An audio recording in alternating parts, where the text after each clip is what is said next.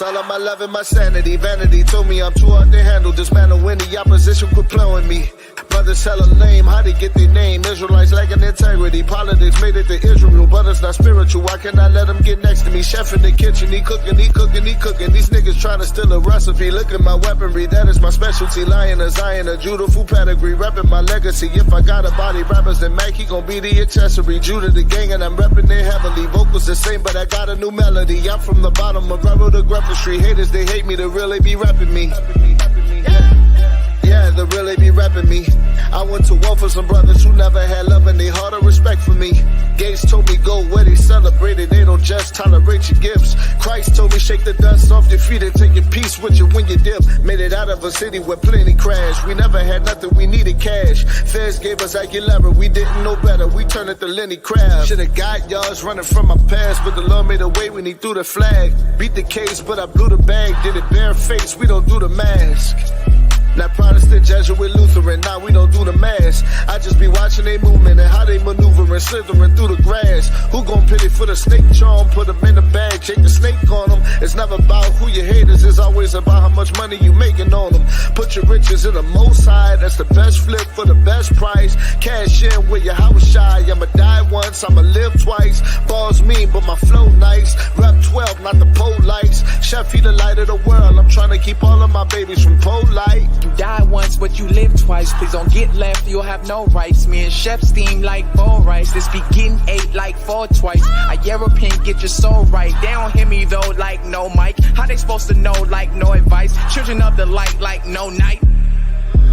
Got me feeling like Ricky Bobby up in Talladega. I'm on the road, feel like I'm on fire. Holding it down till I see the Messiah. Dripping in gold, you see the attire. Dripping in gold, you see the attire. I say it twice for those I inspire. Make it a third for all of the liars. Please do not treat this like entertainment, man, I pray you don't. This a cry for your soul. Renew your thinking and rearrange it, man, I pray you do. Cause the kingdom's a goal. They really tricking for little payments, making money moves, but you losing your soul. How y'all be thinking, be aggravating? I'm not spelling that like I'm losing my nose. We gotta represent, children is watching. We see with the ruach, the spirit is watching. Me and Shabbat the bad, we need the way that we flipping this heat, man, it feel like hibachi. Killing these demons with pain is my doctrine. I'm bobbing and weaving, it feel like I'm boxing. I want the kingdom of heaven, the mysteries that are spoken of in 2nd Colossians. Yeah. Die once, live twice. Yeah.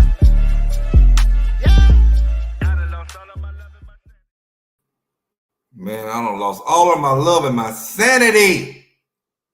Shalom, shalom, shalom, shalom. Welcome to the Scoring Black Man podcast. I'm your host, the Doc Israel, a.k.a. Hilltop 12 Tribes. You already know what time it is, man.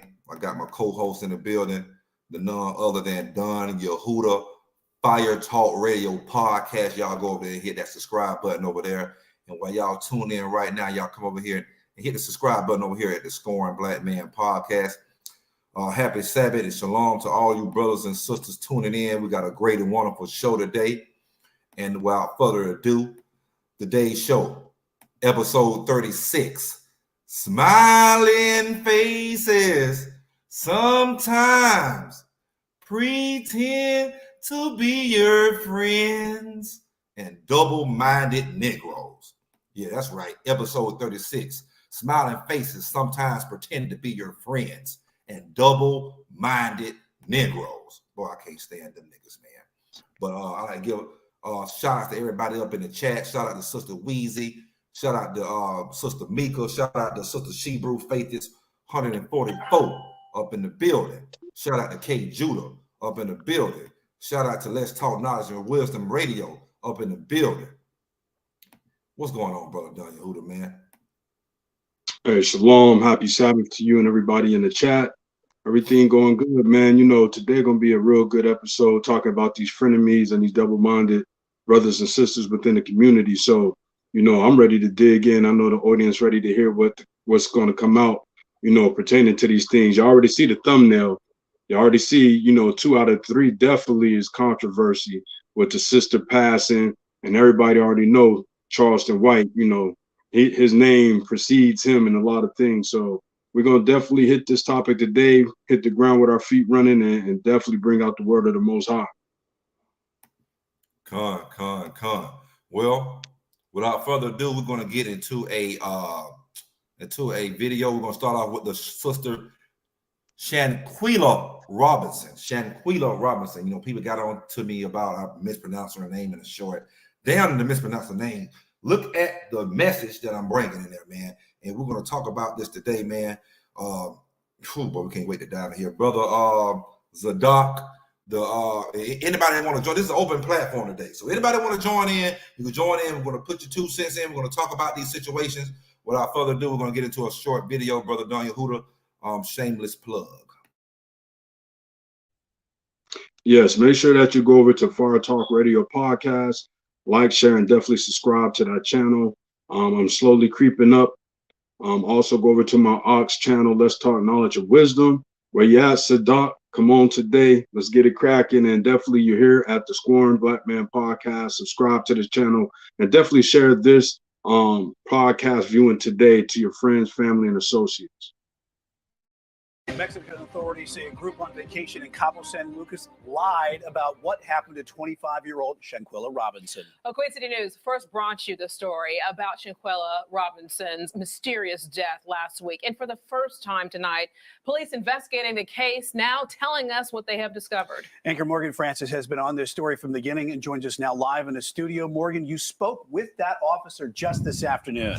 Yeah, Brian and Alicia, I did. And we learned that friends not only told the family that Shanquella Robinson had alcohol poisoning, but they also told that to police. Today, authorities told me that statement was a lie. Tonight, we also spoke with an international attorney who has experience with criminal investigations in other countries about how this process might play out. Thursday, Mexican authorities told Queen City News Shanquella Robinson's friends lied to them about what happened to her prior to her untimely death on October 29th. An officer investigating the case says they interviewed 2 friends at the villa in Cabo who said Shanquella Robinson had alcohol poisoning. The same story her family says they told them. They said she wasn't feeling well. She had alcohol poisoning. They couldn't get a pulse. It wasn't until her autopsy came back that Mexican police discovered she had a severe spinal cord injury and atlas luxation, which is instability in the uppermost vertebrae.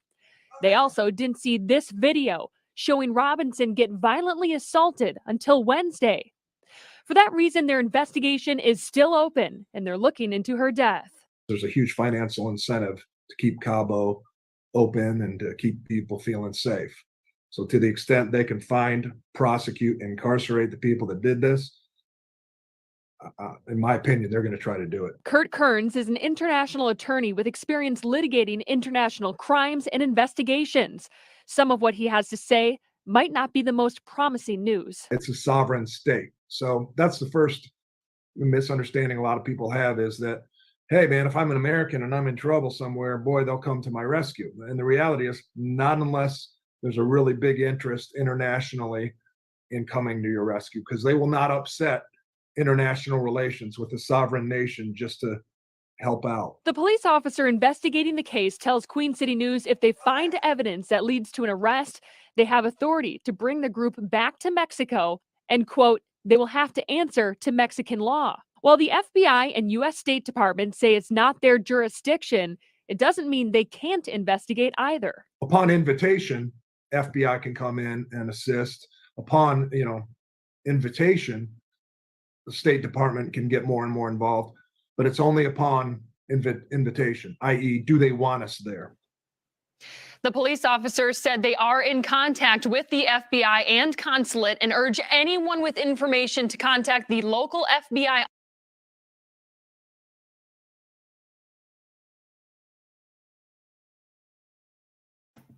All righty. Don Yehuda, brother Don Yehuda. Everybody, so I'm gonna give y'all a background on this. And before I give you a background, let me get a scripture real quick. Proverbs, the 17th chapter, 17th verse. A friend loveth all times. Oh, let me say it again. Proverbs 17:7. A friend loveth at all times. We're gonna see if she had any real friends here. We're gonna see if these real friends. Now, I'm gonna give y'all a little background. This young woman, Shanquella Robinson, she went on a trip to Cabo, Mexico. and she went with she went with who she thought was some friends. She had a male friend for supposed to be a male best friend for 5 years. I think his name was Khalil or something like that. And it was 6 more other people. I do believe, I think it was 8 total, including her and Khalil. They go here. So she's here and, you know, they hiding from her. She got her phone out, you know what I'm saying? And she did the right thing by hitting the damn record button. So she going around the Airbnb, like, where they at? They all in one room plotting. So, as you know, the Jackson girl, I can't pronounce her name. I think it's Shay something. Jackson, we'll call her Miss Jackson. She's the one that looks like the transsexual that was beating the hell out of Shanquella. And as y'all see the video, Shanquella did not want to fight back. This was all a setup, make no mistake.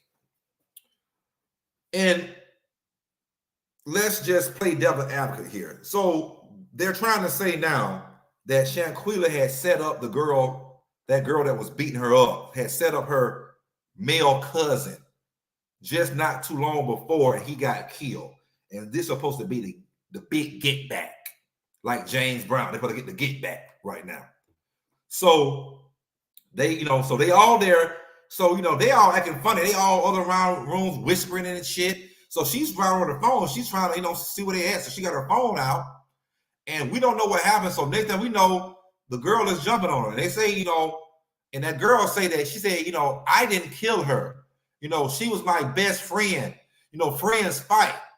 And then she said her neck got broken, her spine got broke because my other best friend was punching her while she was asleep. Now, I don't know if y'all know anything. Like, I don't know how somebody's neck could get broke and their spine could get broke while you punching them while they sleep. I just don't understand that.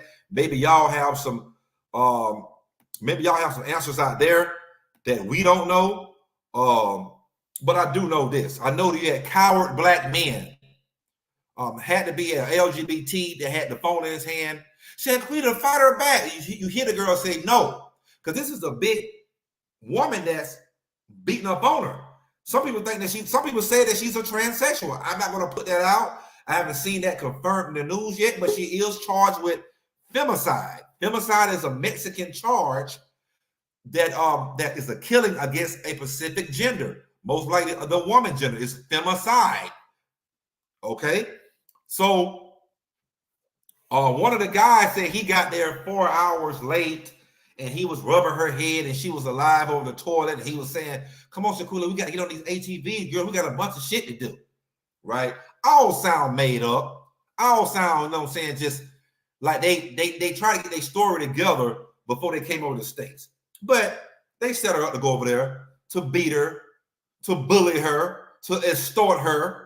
They stole $10,000 off a credit card that her dad gave her, you know. So make no mistake, it was a whole thing to bully her, extort her.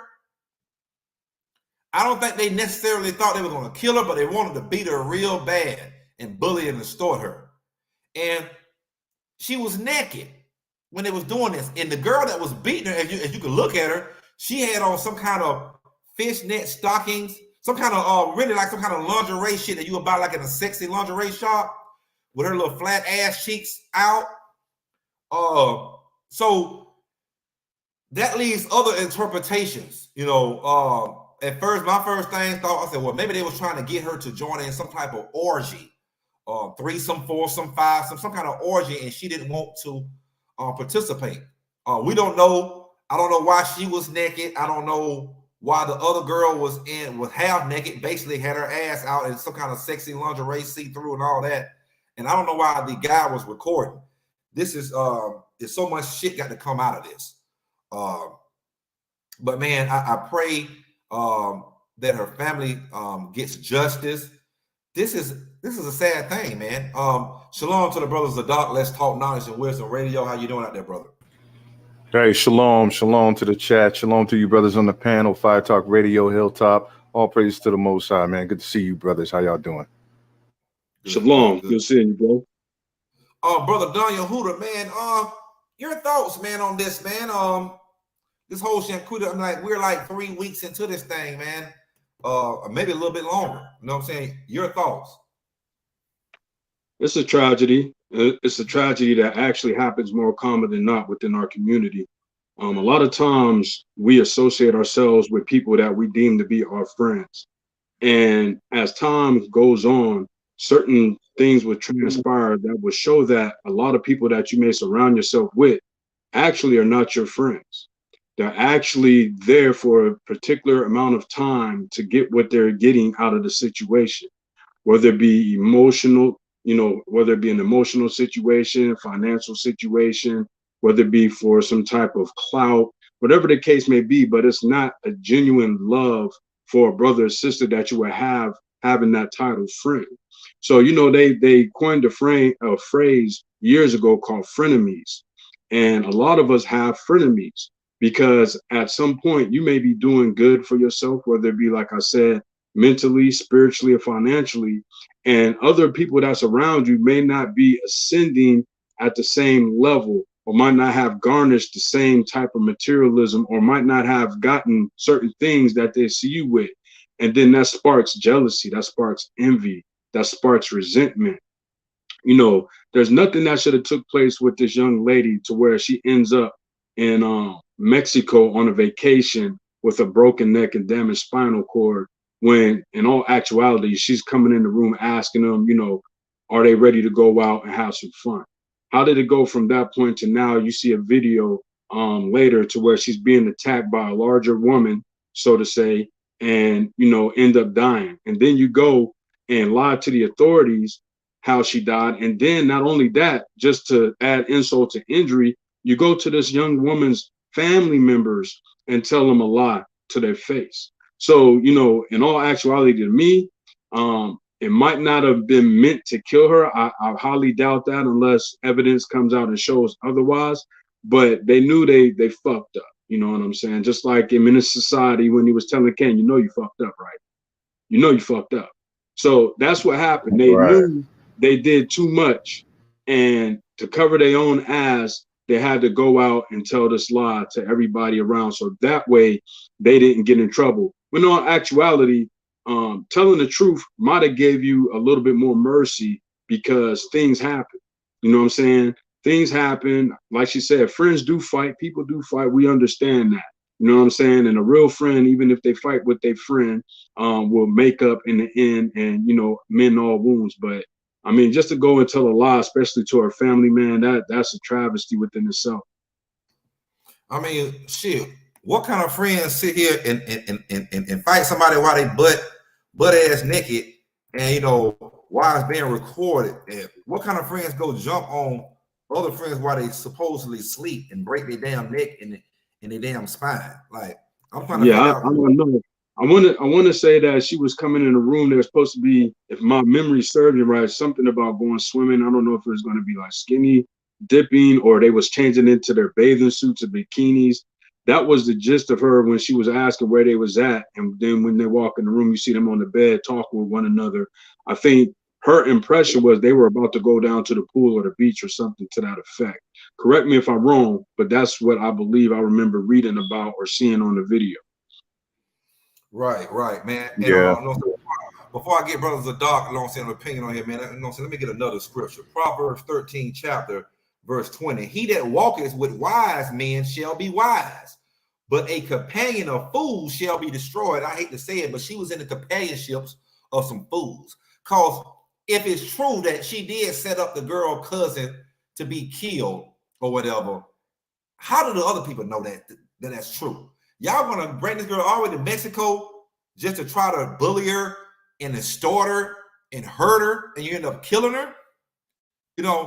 That's some foolish shit. But no, I ain't gonna be long-winded right now. I'm gonna pass to the brothers of the dark. Let's talk knowledge and wisdom radio. Brothers of the dark, man, like, they brought this sister there, man.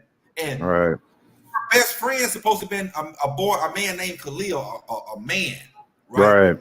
And men are supposed to protect the women. Like, when we see women fighting, we're gonna break it up. Like, that's not ladylike. You feel me? But some kind of way, it's westernized mentality and way of living, and these women are so masculine and shit, you know, that they want to fight.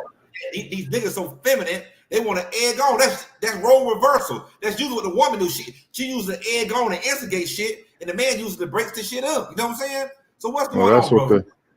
Yeah, that's the problem. That's the problem right there. This guy, which was supposedly a best friend of not only the sister Shaquella, but also of the family, that they've been on trips before, and they've been he was friends with the family for several years. Now I know this brother, just looking in and doing a little research, he does have a very effeminate spirit, right? And he hangs around women, right? You can hear it in his voice. He recording it, and this ain't his first rodeo. Right. Shaquilla, fight back, Shaquilla. Yeah. This ain't his first rodeo. He's recorded before. He seemed like he was, he had all the right angles, man. And I'm not making fun or light of the situation. It's horrible, man. But he had all the right angles, and he seemed very professional in what he was doing. As far as being involved in the whatever conspiracy was to rob her, or I don't think the intention right off the bat was to bring her to Mexico and kill her. I don't think that was the mindset. I think something behind the scenes transpired to where there was jealousy there and a bunch of effeminate spirits around, and not only that, just hatred for one another, all transpired together. Could have been about money, because black people fight and kill each other about money. So best believe that was probably one of the number one things involved in that fight and that killing of that young lady, man. So with that being said, hatred, man, jealousy, all of these things come together, especially when you get a group of black people, our people together, man. Somebody is going to be jealous. Somebody's going to be envious. There's going to be strife. Matter of fact, I'm going to get the scripture. I got it sitting right here in front of me real quick, man. I'm going to read it real quick. James chapter 3 and verse 16. For where envying and strife is, there is confusion and every evil work, right? So that everybody in that room that was involved with that sister, remember, she had a business. She was successful in her business. She was very beautiful. She was very attractive. She had money. She had things going for her. And black people hate when you got shit going for you. Excuse my language. They hate it. I don't care. They could be a damn family member, man. Let alone, I mean, imagine just your friends, your little circle of friends. There's hatred boiling right there, man. So all that sister had to say, Shaquilla had to say, was one thing that sparked that brought a big fire. And then her so-called friend, her longtime friend sitting up there, he was jealous and envious too. He got this envious spirit. He probably wanted to look like her, be like her, smell like her. You understand? You understand? So that's why he was so quick to pull out the camera and make a movie of this thing, but not knowing, neither one of them Negroes in that room knew what actually was going to transpire. Because when that demon jumped on that woman to start whooping on that sister, all hell broke loose, man, and ain't nothing can happen, man. Now the sister gone, and now they got to deal with it, man. They got to come forward. They got to deal with it. They can't hide it no more, man. The Most High gonna bring it out, man. But that's all I got to say on the situation, man. There's always a underlying motive, especially with black folks. When a black person kill a black person, there's a motive there, and it's envy, it's strife, it's hatred, it's money, all those things, man. I mute my mic. Hey, what's crazy real quick? Everything you said was eloquent, man, and it hit right to the point, because another thing we not really factoring is why do our people go overboard when they get into these altercations? When you see somebody get knocked down to the ground, you see somebody that's knocked out unconscious, or they can't defend themselves. Why do our people go overboard and want to continue to beat on somebody, knowing that the chances of physical harm or death can happen? I mean, what sense does that make? You know what I'm saying? We see professional fighters that don't do that. You know what I'm saying? But you want to be the nigga in the street that want to get the one up. You want to get the accolades and get everybody saying, oh, he did him, he dog walked him, he did him dirty. You know what I'm saying? When in all actuality, you already won the fight. Fall back. And let me get a scripture real quick in Ecclesiastes 6 and 7. It said, if thou wouldest get a friend, prove him first and be not hasty to credit him.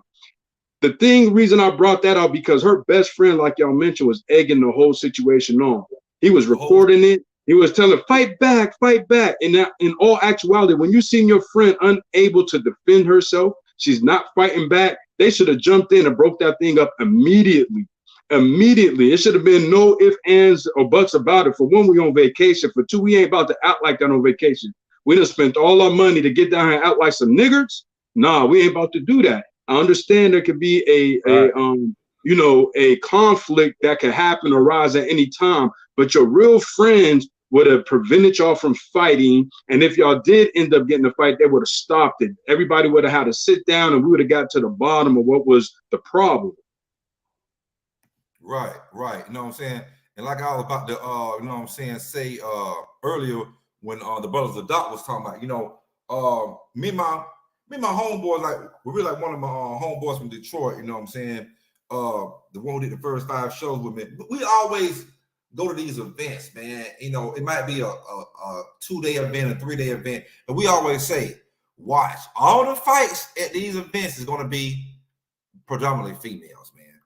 Because grown men kind of know how to, grown straight men, real straight men, they kind of know how to conduct themselves when they go to, especially when they're going on vacation. Like, the last time we want some peace, man.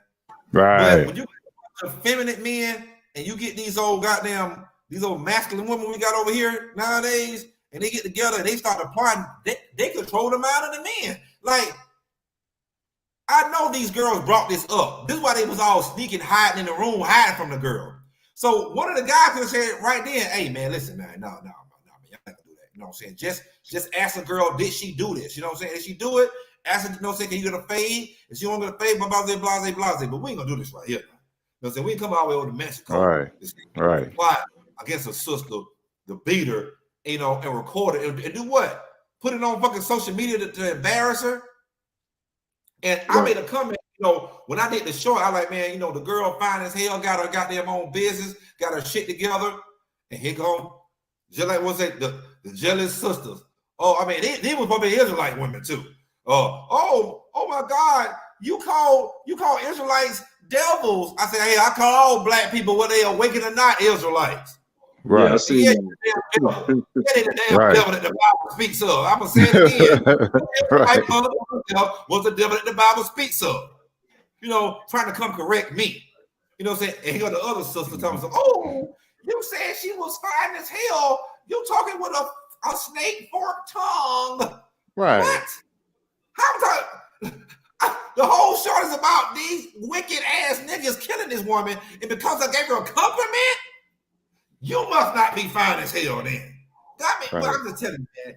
You see where her focus was. You see where her focus wasn't even on the sister and showing no sympathy or nothing for the sister. She focused on you and what you saying about this. See, that's hatred, man. She probably be one of the ones in the room jumping on the sister too.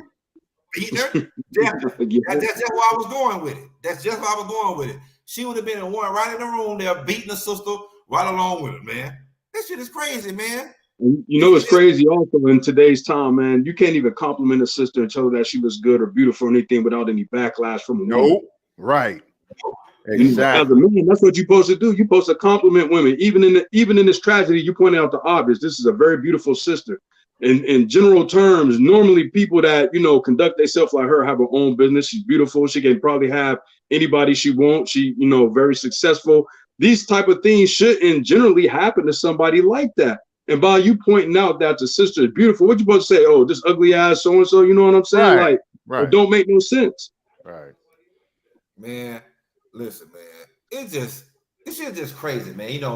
Social media give people a platform to say what they want to do. You see the dude, the old, sissified dude got his phone out. Now that's supposed to be her best friend. He don't be lying to the mama. He the first one. He came over there to her family house with his mama. So you know he was an old sissy boy. Come on, mama, I can't go in there by myself. I want to face him mama by myself. Mama, go over here with me, mama. I ain't got the courage because you know what happened. And then all the friends came over the next days and the next day after that. And then when this shit hit the fan, when that damn video came out, I don't know how it got out, but when it came out, nobody ain't going over there. Nobody ain't picking up the phone. They all closed down their social media sites, everything. They already had their shit together. You know what I mean? I believe that video, that video, I think that video probably got out by live streaming, because why would you record that and then save it and then post it later? I think it was live stream. Yeah, it probably, you know what I'm saying? It probably was live stream, and somebody probably, you know what I'm saying? See, no, but see, I think it was live stream. I think, you know, somebody would have went to her family way before they even got back. Like, you know, I mean, especially when it came out that she was dead. But you know what I'm saying? But who knows? Nobody might not know it was dead until, you know, once the word got out that she was dead, that probably when somebody was like, oh, hell no. They was over there beating her. I got this right here on live feed. Let me go ahead and carry it over there. Mm-hmm. Yeah, I'm gonna tell you why. I got the precept for that. Let me tell you why it came out like that. Because the Most High is the author of all things. All that wickedness our people are doing is being revealed. All of this is for us to see exactly how our community is destroyed, how it's deteriorated and rotted, and we're supposed to learn from these instances. You know what I'm saying?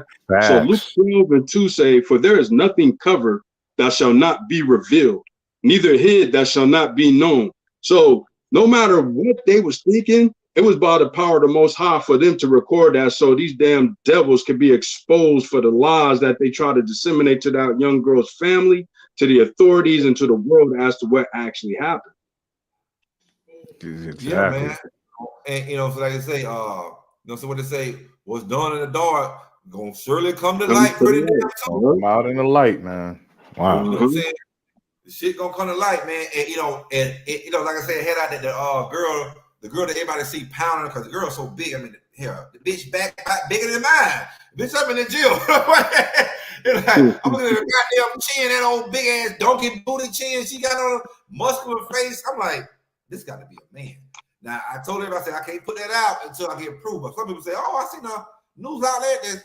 No, I'm gonna wait. But remember now, they say she's charged, but we haven't necessarily seen. They haven't said her name in the news. And I'm gonna play a little clip right now. Y'all give out your. Go ahead, Saddam. All right. Before we get into the video, go ahead on over to like and subscribe on the Scorn Man podcast. Also, go over to Fire Talk Radio podcast with the brother Don Yehuda and like and subscribe on his topics and content over there. And of course, at LTKW Radio, Let's Talk Knowledge and Wisdom Radio. Shalom, K. Judah. How you doing today, bro? Hey, big salute, my brother. How y'all doing? Shabbat shalom. All right, big salute, K. Judah. Shabbat shalom, brother. Good to see you, brother. Hey, good to see y'all, man. When I started my business in 2011, I chose Wix, and it was really because the family continues to search for answers in the death of their daughter. Some are claiming a suspect has been arrested in the case. The 25-year-old Charlotte woman mysteriously died while on vacation with a group of friends in Mexico. They've issued an arrest warrant for one of the people on the trip, but some articles are saying that person has been arrested. Wake Up Charlotte's Megan Bragg verifying these claims. Yeah, and this is the article that has been circulating on social media. It claims that there has been an arrest in the Shanquella Robinson case, but we wanted to walk you through the article because there are some red flags here. When someone reports and shares claims that are not verified, this is how misinformation spreads. First, the headline suggests DeHaan Jackson was arrested in the United States. As of now, Mexican authorities have not publicly even named a suspect. They have issued arrest warrants, but haven't said who the warrants are for. Then the article goes on to say Jackson was arrested by Interpol agents. So what is Interpol? According to the U.S. Justice Department, Interpol is an international police organization which provides investigative support and secure communication between law enforcement authorities. However, the Justice Department says Interpol does not have its own law enforcement agents. The article also states the arrest was made on November 28th. However, it does not give a time. It doesn't reveal exactly where Jackson was supposedly arrested or where she was booked. In the United States, when someone is arrested, they are usually booked into a detention facility, and that information is generally public and available for reporters to refer to in their stories. We also spoke with Shanquella Robinson's father. He tells us he has not been made aware of an arrest yet. The FBI also tells us this is an active and ongoing investigation. So we want to remind you to double check what you see online and on social media. Of course, if and when an arrest is made and we can confirm it, we will send you an alert through our. It was the perfect warm weather getaway until something terrible happened, and 25-year-old Shanquella Robinson wound up dead in Mexico. I just sit back and wait on God, because like I say, she's going to get justice. On October 28th, Shanquella traveled from her home in North Carolina to Mexico with 6 friends. They'd booked a villa in Cabo. These are images taken from a disturbing video circulating online. Her father confirms to CNN the video shows Shanquella being thrown to the floor and beaten on the head. It's unclear when the video was taken or if it depicts the moment she suffered the fatal injury.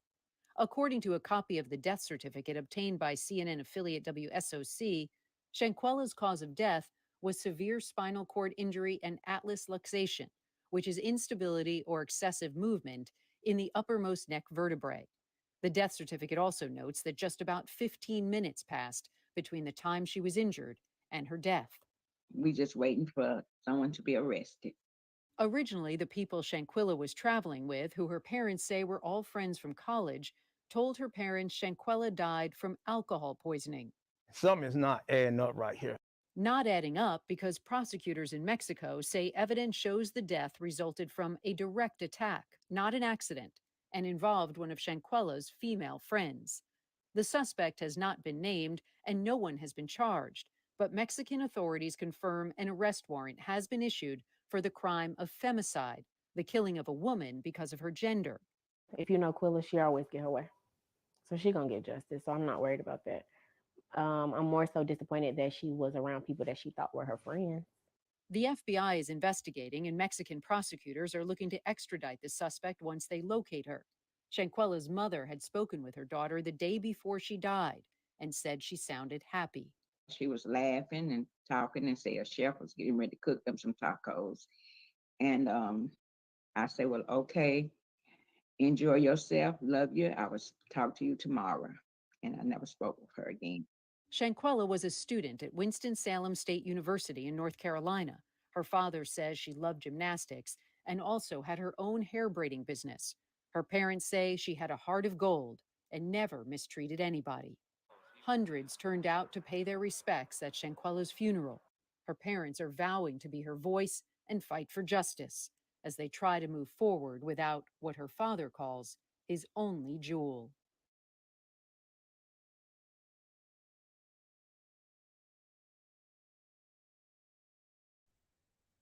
Man, that's a sad thing for a parent to have to go through that, talk to your child, the previous day, and then you don't see or hear from them ever again. Yeah, man. Yeah, that's yeah, man. That's so sad, man. So sad. Shalom to the brother K Judah show in the building, man. K Judah, man, what's going on, brother? Big salute, my brother. Big salute, man. What you think about this whole Shanquella Robinson situation, man? Smiling faces sometimes pretend to be your friend, man. But before I get your opinion, man, let me read this scripture, Proverbs chapter 12, verse 26. The righteous is more excellent than his neighbor, but the way of the wicked seduces them. See, man, she got seduced there, and people there got seduced into setting this girl up. But brother K Judah, man, what you got to think about the Shanquella situation? And before, hey, y'all hit that subscribe button, hit the like button. It's an open panel today. Y'all come on, want to hear everybody's opinions. Brother K Judah, man, break it all the way down for us, brother. The first thing I want to ask is how long she been knowing all of her friends? Well, she been knowing the best friend. He been her best friend for 5 years. So I think she might have didn't really know some of the other people, but she knew that girl that beat her And I think one of the other people, you know, I mean, hell, everybody knew her because, you know, at least I know at least 3 people I know knew her. Khalil, that's the best friend for 5 years, the boy that was recording and talking about some fighter back. That girl that was beaten, and then the other guy that was on, he tried to come and save face. Like, yeah, man, I got there 4 hours, you know what I'm saying, way after they got there, you know what I'm saying? And she was over the toilet, she was alive on the toilet, and, you know, I was rubbing her head. I seen a blood vessel busting her eye and a split on her lip, but I ain't see the knot on her head. Oh, so you didn't even think to go in there and ask the other motherfuckers, hey, man, what the hell happened to her, man? She got a busted lip and a damn eye, a blood vessel busting her eye. That's what I'm saying. Something fishy.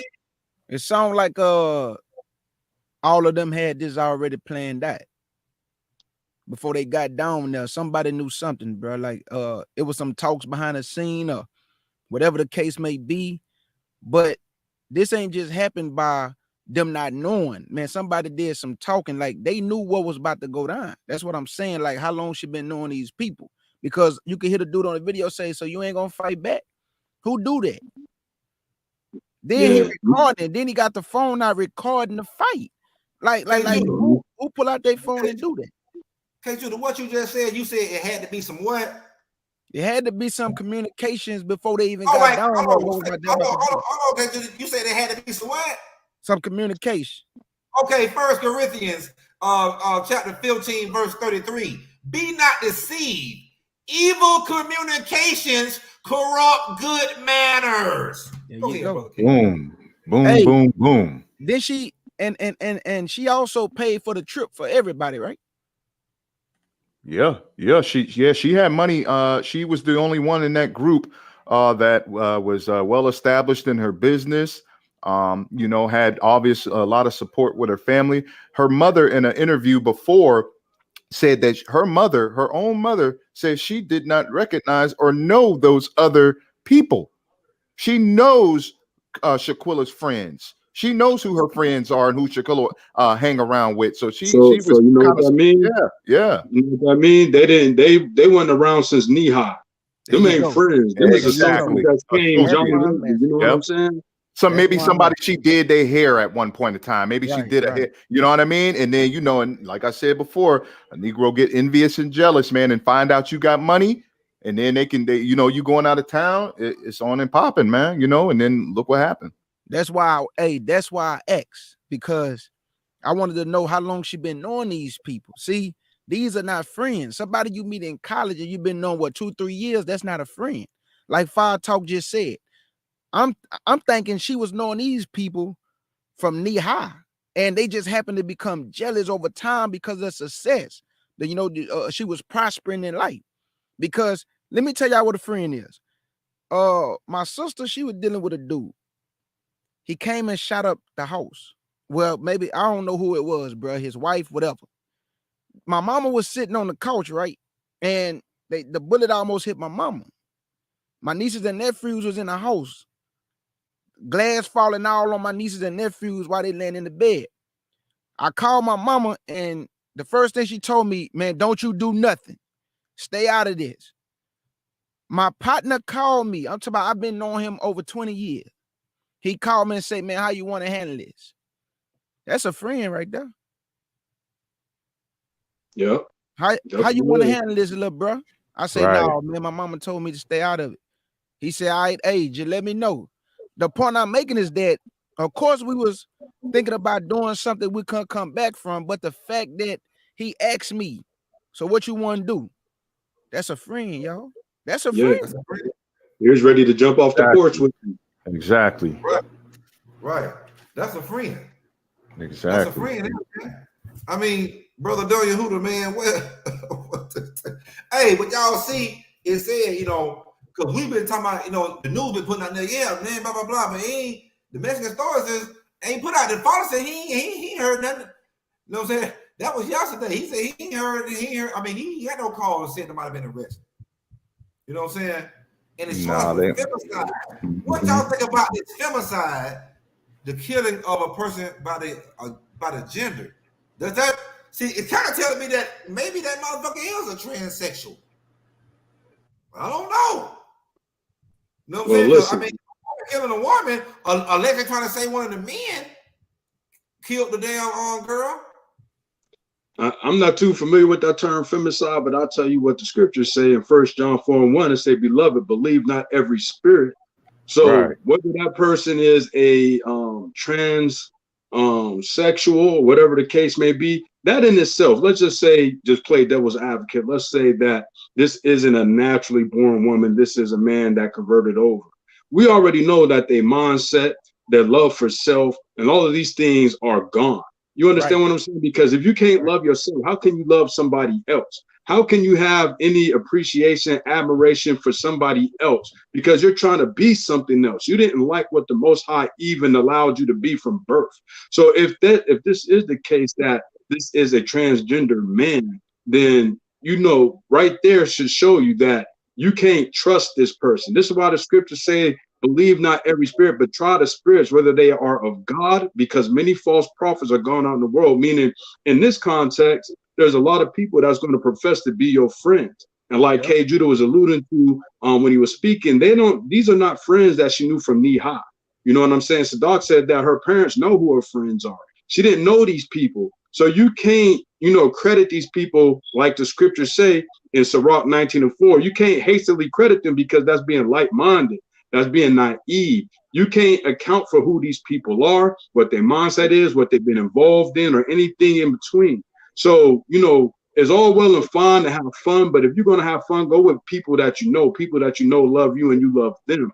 You know what I'm saying? Close family or real friends that's been through the thick and thin with you. Like K. Judah said, even though it was worldly, the brother asked him, what you want to do? He was willing to throw his life away possibly for his brother in the world. You understand what I'm saying? Not too many people are willing to give themselves up for their friends. They're going to backtrack, or they're going to film it. They're going to tell you fight back. They see you getting beat the hell up. They ain't going to go in and intervene or nothing. They just going to do a world star video, show this thing, and think that it's all shits and giggles, and it's, we're going to laugh about it later, or we're going to drag her through the dirt as far as gossiping. So we see what's going on in the world. Our people really destroyed mentally and spiritually, and it's a damn shame. Yeah, man. Yeah, all for just they don't know these scriptures. They don't know all these things take part, man. When you just don't know who you are, man, your nation is going to fail. As a people, you are going to just bug out. You're not going to be there's no love there. There's no, it's just all animosity. It's just hatred, strife, envy, everything, because we just don't know who we are, man. And if these people come about and say, like they say, they love the Most High, man, they read the Bible, they sit up in church, but it's to gain no understanding of how to deal with one another according to the scriptures. You know what I'm saying? Real quick, I don't know if you was just going to go into another topic or not, but I wanted to read this scripture real quick. No, go ahead, brother. But let me right here, Sister Awakening. She said about her being a transgender. They did say the Mexican staff was saying that because the motherfucker chasing the wig. They said, God damn, I seen that shit yesterday. The Mexican staff say, man, ain't coming there, they chasing the wig, and they ain't never seen no big motherfucker, muscular, big motherfucker like that. You know what I'm saying? Chasing the wig every time. But go ahead, brother. Yeah, man. So the whole thing, man, we got a problem in our community with this whole friendship or friendship stuff. Friends, right? Okay, let me get Sirach chapter 6, right? Let's get Sirach chapter 6, and this is a classic. Sirach 6:7, right? It said, if thou wouldest get a friend, prove him or her first. Prove him first, right? And then we all know, how do you prove a friend? There's things and trials and different things you go through financially and monetarily, or socially. All these type of things play a factor in proving and selecting your friend, or who you choose to be a friend, right? It says, and be not hasty to credit him. We quick to give a stranger, right, amongst our own people you don't even know, quick to give them credit, because why? They got the fire bag of weed, right? Oh, they got the nice business and the nice clothes. They got the nice clothing and a ride around in a nice car. You want to hop in there and be a passenger and flossing with them. Now all of a sudden they're your friend, right? No, you're being hasty to credit them. It says, for some man is a friend for his own occasion. They're a friend for what? A trip, right? To Cabos, right? For some fun and some food and some drinks, right? Just for the occasion, and will not abide in the day of trouble. That man holding that camera, that woman was in trouble, man. Where was the friend? Where was he? He wasn't a friend. She was in trouble. She was getting jammed up. She was getting killed, beaten, right? It says, and there's a friend who being turned to enmity and strife will discover thy reproach. Already. So, right. So these things right here, man, if our people just adhere, just took heed to these scriptures as a guide, as a blueprint of how to walk, or how to talk, right? How to just deal with one another, man, on a civil and moral level, we wouldn't have these problems in our community. But you know, a hard head make a soft behind, man. As they say. I got a good one. I got a good scripture. Hey. Oh, go ahead, brother K. Judah, bring it out. Yeah, this is Proverbs chapter 18 and verse 24. And this proves that she didn't know these people, man. This is Proverbs chapter 18 and verse 24. And it reads, a man that have friends must show himself friendly, or a woman. And there is a friend that stick closer than a brother. So these was not this woman's friends. Now, a lot of people may say, man, you know, why she just went down there blindly? Because sometimes you may have your close friend who may bring people they know, and they just might be in the midst of y'all. But this not the case. I really believe this was a plot from the beginning, because the dude that had the cell phone recording it, talking about you not gonna fight back, so you just gonna let this girl get beat the way she got beat, slammed on her. That's the best friend for 5 years. 5 years of friendship. 5 years of friendship. You record the whole thing. Let me know this was planned, man. This was jealousy and envy, and it was planned from the beginning. Before they even got down there, they knew what they was about to display. Right, man. Hey, welcome to brother. We're gonna welcome the brother DJ Red Page. Yeah, you can go ahead and file, brother. I already know you. So you got to go and do your thing, man. Thank you, appreciate that. Big salute. Yeah, man. What's good? What's up, D? We bring it from a street and biblical perspective. From a street and biblical perspective, my brother. Now, DJ Red Page, what do you think about this whole Shanquella Robinson situation, brother? You know what I'm saying? Don't hold back, brother. We want to know the truth from you, man. You know what I'm saying? Give it to us real. And matter of fact, brother, before you speak on it, where you from, my brother? I'm from Erie, PA. I grew up with D. I know him my whole life. We family, so I've seen him in the. You want to what y'all call Fire Talk Radio podcast? My guy right there. Okay, you want them Erie Lake boys, man. You want them Erie boys. Okay. I'm one of them. I've been up there. Okay, we got EPA in that building. I see them in the supermarket. I do a lot of questioning and asking. You know, I'm kind of in the streets, not like that, but not as far as, you know, you guys are. But I also understand at the same time. So I'm the street voice, I guess. I'm still in the world, I guess, is what I'm trying to say, like a little bit. Hey, it's all good, brother. As long as you're trying to progress and increase your knowledge, man. Hey, it's not a sprint, man. It's a marathon. You know what I'm talking about? Right. Yes, sir. You know, Already. so, man, give us your opinion on this whole Shanquella Robinson situation. I'm saying like this, like y'all saying about the friends and stuff. Have anybody ever went out of town with a group of people before?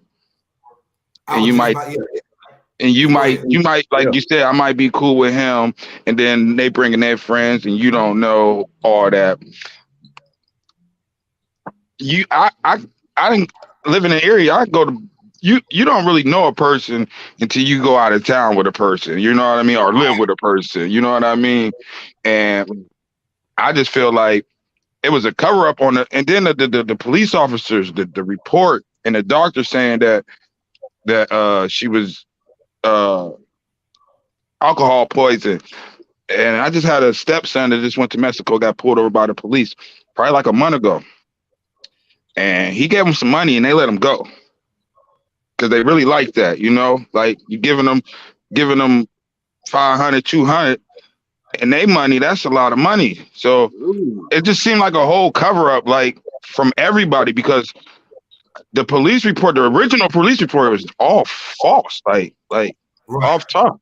So all that, that sweet dude, like, that's crazy. That was just, it's sad, because the thing that hit me the most is when the father of the daughter said, I can't even have no grandkids. Like, that's his only daughter. That joint hit me. Like, I was like, wow, you know. And then they come back and they was calling the mama and talking to the mama all the way up until the autopsy came. So they just basically, you know, it is what it is. It's like, you can make a conclusion out of it, but that little clip or the way they threw that girl around, I've been in situations when people like did that to somebody, like not like that, but you know, like trying to just gang up on one person when they got them in a secluded area like that. Somebody was supposed to step up, but you said the man was very zesty, you know, so Zesty. Yeah, it was, a lot of seasoned salt on that. Some ranch and cranch on him. Right. Now I'm gonna ask you this right here. Don't say DJ Red Page, because you had mentioned about the autopsy, the first autopsy, or the first police report or whatever, the coroner's report or whatever was off, because it was saying that, you know, it didn't mention, it said alcohol poisoning, it didn't mention anything about the neck and spine being fractured and broke. Then they said that the nurse came, the times of the nurse. Yeah, the time. Yeah, that's what. Going to the Airbnb was off. So they went there, and the nurse said that, you know, one thing said the nurse, one report said the nurse said they got there, they checked it, you know what I'm saying, that she was kind of in and out of it, and that, you know. Wait, hold on. First, wait. They said that they said it was a nurse, but the lady wasn't a nurse, she was a doctor. They didn't know that she was a doctor because she was a female, but she was a doctor. Right. Okay, so my bad. She asked them did they want to care to the doctor, you know what I'm saying? And they said, everybody said no, don't care. Then they said they came back. They came back, she was pronounced dead. Now the other report says that when they got there, that the girl died in the presence of the doctor or nurses or whatever the hell it was. So you got two different conflations going on, and it's like you just said, DJ Red Page. Somebody got paid all the time. You could, know what I'm saying? You can pay off. You can pay them off anytime, any kind of way. You know. So, hey, I got a precept for that, because he did just open up a can of worms with that. You know what I'm saying? Police bribery. That's very major overseas. A lot of these other countries, because like he just said, the American dollar go a long way in a lot of these places still to this day, even though it's devaluing for us. But over there, it still has a lot of weight. So when you look at 1 Timothy 6:10, said, for the love of money is the root of all evil. So we know that she just cashed out. They cashed out on this young woman's money. You know what I'm saying? They went and spent what they said, about $10,000, give or take, somewhere in there. So we know they probably, you know, push the money around here and there. Listen, do this, say this, whatever the case may be. And you got people that's in authoritative positions that's going to take that money. They don't know you from a can of paint. You're not even a Mexican. You're an American. They don't give a fuck about America. They don't like America in most cases. So they're going to take that brand and keep it pushing. You know what I'm saying? They probably took the girl money that they killed and gave it to her to pay it off. Exactly. That's what I'm saying. They probably gave them bread from her and then dipped out. You know what I'm saying? So they didn't get arrested over there in Mexico, because you know you don't want to go to jail in no other country. Yeah, but they fired those cops because they wasn't supposed to let them leave. They let them. They said they all took them down. They said y'all can go. So them people is under super investigation. Like that's the little stories. I'm very informed. I watch a lot of stuff, so I know a little. You know, if I say something misinforming, correct me, but it's not intentional or nothing type like that. No, that's why we like to have other people jump on the panel, so that, because we're not as informed. We're very informed, but you know what I'm saying? Two heads is better than one, so they say. So you coming on, bringing that information is an eye opener, at least for some of the information for me. So I can only imagine for other brothers and sisters that's watching right now who might not have been following it as in depth, is hearing this stuff. But like I said, you blew that top open with that police bribery. That was something that we probably wasn't even thinking about when we were initially discussing this topic. Right, Yeah. right. Police came. They came. They were there. So Yeah, so do you think that because I heard the lead attorney did say, he said the Jackson woman is a real woman. He said it's not a transsexual. What y'all think? What you think, DJ? I didn't see her. I didn't see. I heard you. I was on my way home. And I heard you talking about it, but I didn't see the picture of all the people. Like I didn't see. I just seen really just. I mean, like, her face blasted all over the news and stuff. She would have got the Yeah, what happened with me is when it first happened, I really wasn't paying attention to it, and then I just got onto it when they like maybe a week ago. So I really wasn't. I knew about it, but I wasn't really making it, like checking it out like that at first. Okay. So I didn't see the picture of the. I heard you said it looked like a man. I heard that, but I gotta see. If y'all could put the picture up, I'll tell you right now. Man. I don't know. It's all speculation. I grew up in Atlanta. I probably got a good eye for that. Hey. Oh yeah. Well, hey, yeah. Shots fired. Atlanta, shots fired. Shots fired. Hey, it is what it is. I mean, no, I agree, man. When I was down in Atlanta, man, that thing was horrible as far as what I was seeing. I could tell. To Charleston White and Jason Whitlock and a lot of other double-tongued Negroes, final thoughts on the Shanquella Robinson situation. And I'm gonna start off with the brother K. Judah. Man, the only thing I'm gonna say, man, she had nobody on her side, brother, stand in the gap for righteousness, bro. Straight up. Hey, I hear that. Brother Zadok, let's talk knowledge and wisdom radio.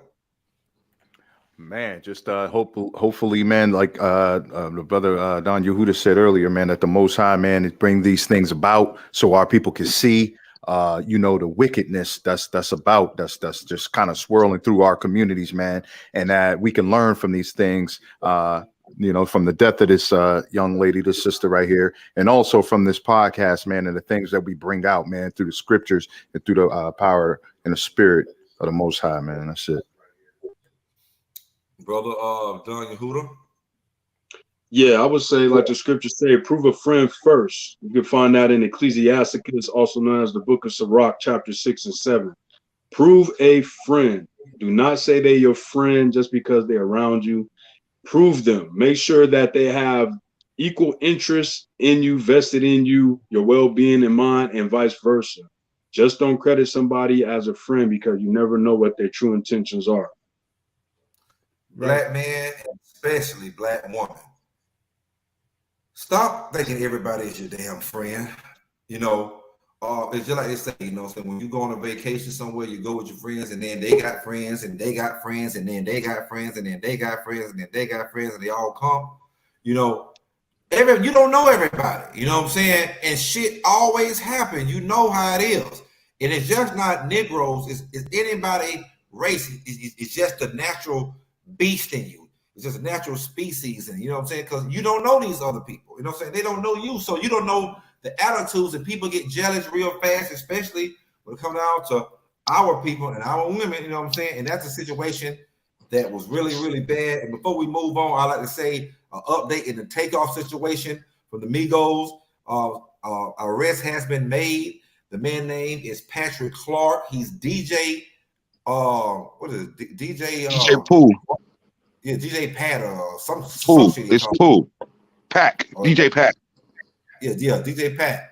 So but he the day after the killing, he made he applied for an emergency passport to go where? To Mexico. He showed him our itinerary. He bought a plane ticket already. Showed him our itinerary. Hey man, I need a temporary passport. I don't need a passport to go to this city. And they caught him with a bunch of money, but that's just the there's so much corruption down there in Houston. That's just the tip of the iceberg. Expect that situation to flip upside down very quickly and very fast.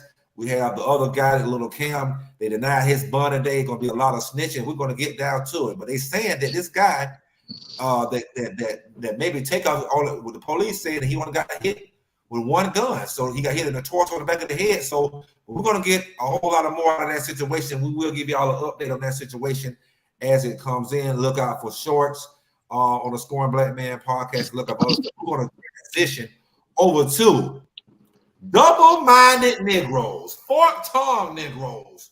You know them niggas. They talk out both sides of the neck. DJ Red Page, Stephen A. Stephen A. Smith, goddamn Shaquille O'Neal, motherfucking goddamn hell, give me some more of them motherfuckers. You know what I'm saying? There's a whole bunch of them motherfuckers. Oh, a bunch of them. You know what I'm saying? Charles Barkley. Goddamn Charles Barkley, Jason Whitlock. We got hell, there's a lot of double tongue, double fork nigga. Hell, a lot of these damn rappers. Lil Bootsy, use a dub. You should have put his goddamn face on here. Lil Bootsy, use a damn double tongue. You ain't gonna put Kanye in there? I mean, easy. That boy be all over the place. Hey, he be all over the place, but long as he stay on the sides of the Israelites, that's all. That's all we care. He really do, though. He really do. But they be thinking he don't, but he really do. Yeah. Yeah, they think Ye crazy, but Ye got plenty of sense. He know. No, they know he ain't crazy, but he just know how to get people's fucking emotions going. Like he just know how to trigger people, and he just do it. Like I don't think he cares. He just wants to stay irrelevant. And if he say stupid stuff in America, you'll stay irrelevant. I mean, look at our president we have. Right. You know what I'm saying? So we're gonna start, we're gonna start off with man, the good old boy, man. This nigga here, I call him, he look like a damn Martian to me, man. Charleston White, man. This motherfucker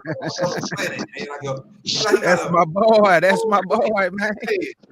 He like he got an elongated head or something, like a goddamn Martian. Like he come from another. He one of them Texas boys now. Mm-hmm. Yeah, he from Dallas, Fort Worth. I'm from that Texas, man. You know what I'm saying? Texas. But I know what I'm talking about. I'm with him when he talks good, but when he starts talking some stupid shit, I'm not with him.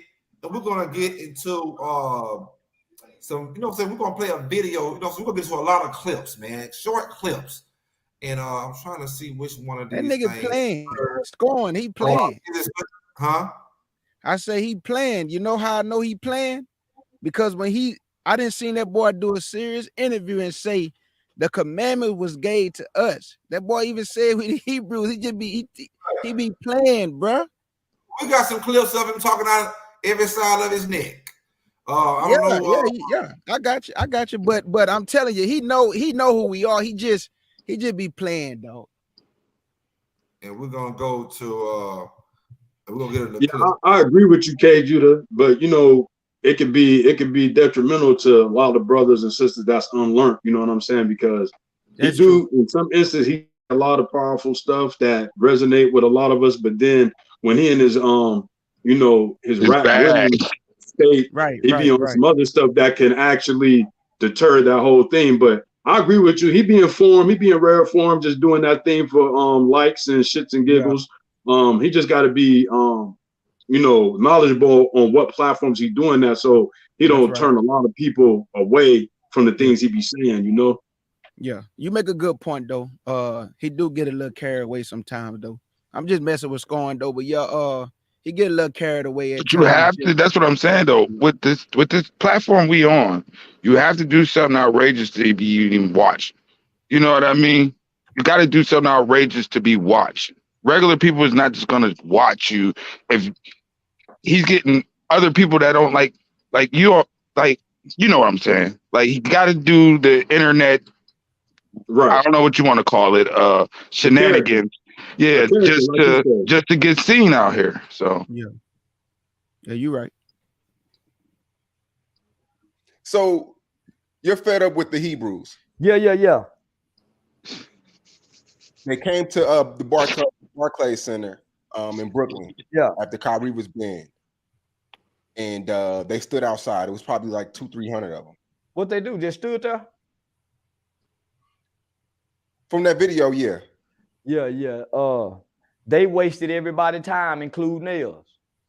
Just standing there with matching skirts and dresses, that don't do nothing, homie. They didn't disrupt the NBA. They didn't impede traffic. They didn't block no doors. They didn't slap no white woman. They didn't snatch nobody purse. They didn't vandalize no car. Them niggas didn't do nothing but go stand there. So what's that for? That's a dog and pony show. Yeah, that was.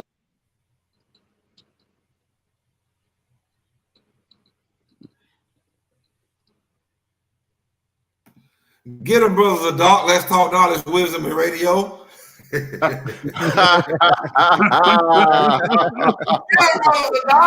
listen, man. Listen, man.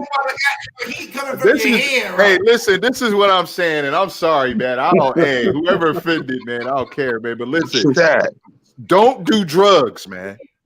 All right, it is what it is, man. I ain't going. I'm just, hey, it is what it is, man. Listen, your brain get clouded up, man, and you can't. Listen. He's an elder. This is an elder man, right? He's supposed to be out here, man, teaching the people, man.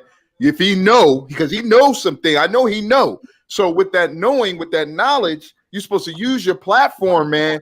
You know what I'm saying? To bring forth wisdom and light and understanding to the people. You bring in confusion, man, with all that damn playing around and all that clowning, man. Our people, as a nation of people, we do too much of that any damn way. We love to be entertained and entertain people, you know, all in the wrong light, man. Right. This is not funny, man.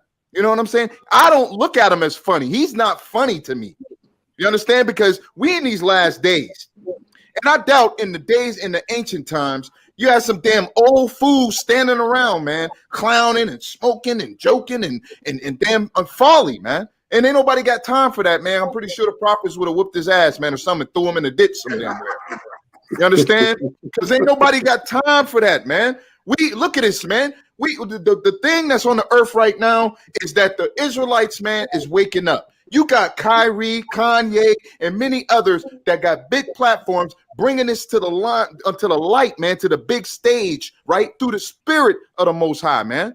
You know what I'm saying? Then you got this old fool sitting up there, man, clowning, man, and calling the men of the Lord that's going out and bringing out the word to the people when many people are waking up, repenting, coming back to the law, statutes, and commandments, man, and teaching more people. Then you got somebody sitting up there, man, with this nonsense, pulling out guns, on and off, and wishy-washy. What you say? Double-minded. The scriptures talk about a double-minded Negro. Yeah, a double-minded Negro. Well Man, said, bro. well said, my brother. Brother, hey, bro, what do you think? No. All jokes aside, I was joking with you a little bit in the, you know, when you was talking about Charleston White, but Fire Talk Radio and my brother Sadak just said something very important, brother. When we have these platforms, whether it's big or small, people listening, and they watching the way we behave, they watching what come out of our mouth, we can cause somebody to stumble. Charleston White has a platform to where he can cause the people to go to the left. He can cause the people to go to the right. He can tell the people that Hebrews is stupid and dumb. And guess what they're going to say? Oh, you're right, brother. They stupid and dumb. So people listening to this man say certain things and they can be swayed. So I want to read the scripture for Brother Charleston White because, see, you want us to go to jail in vain. If I'm going to die, it's going to be for the Lord. If I'm going to jail, it's going to be for the Lord. I'm not going to jail in vain, bro. So I want to read this scripture right here because I didn't already ask the Lord, please don't let me die in vain. If I'm going to die, let it be for your name's sake. I don't want to go to jail in vain. If I'm going to jail, it's going to be from like what Peter and them went through, teaching the word, where I can rejoice in the jail cell and sing praises to the Lord because I'm in there for teaching the word. That's right. That's So right. I'm going to Proverbs. Now, y'all listen to this. Proverbs 37. And this for people like Charleston White who always be talking about, y'all ain't overthrow the white man. Y'all ain't doing nothing to the white man. We don't supposed to do nothing to him because the Lord put him in position. The same way he put Ham in position. The same way he put Shem in position. And we all messed up. So I ain't doing nothing to this man. I'm letting the Lord, I'm waiting on the Lord. Unless it's directly like an imminent threat right there in my face. Then I'm going to handle business. But other than that, I'm not going to jail in vain. This is Proverbs 37. Mm-hmm.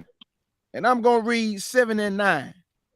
And this is for Mr. Charleston White, who always talking about what Negroes ain't doing it, but what you doing? I don't see you doing that to the Gentile.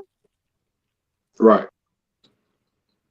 Proverbs 37 and verse 7 and 9. And it reads, it says, rest in the Lord and wait patiently for him.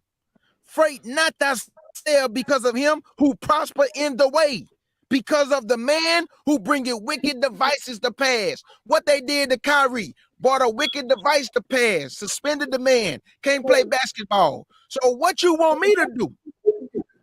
I'ma just pray for the brother. I don't need to go stand in front of no basketball arena to try to get him his job back. The man rich. If he wanted to walk away, he can walk away.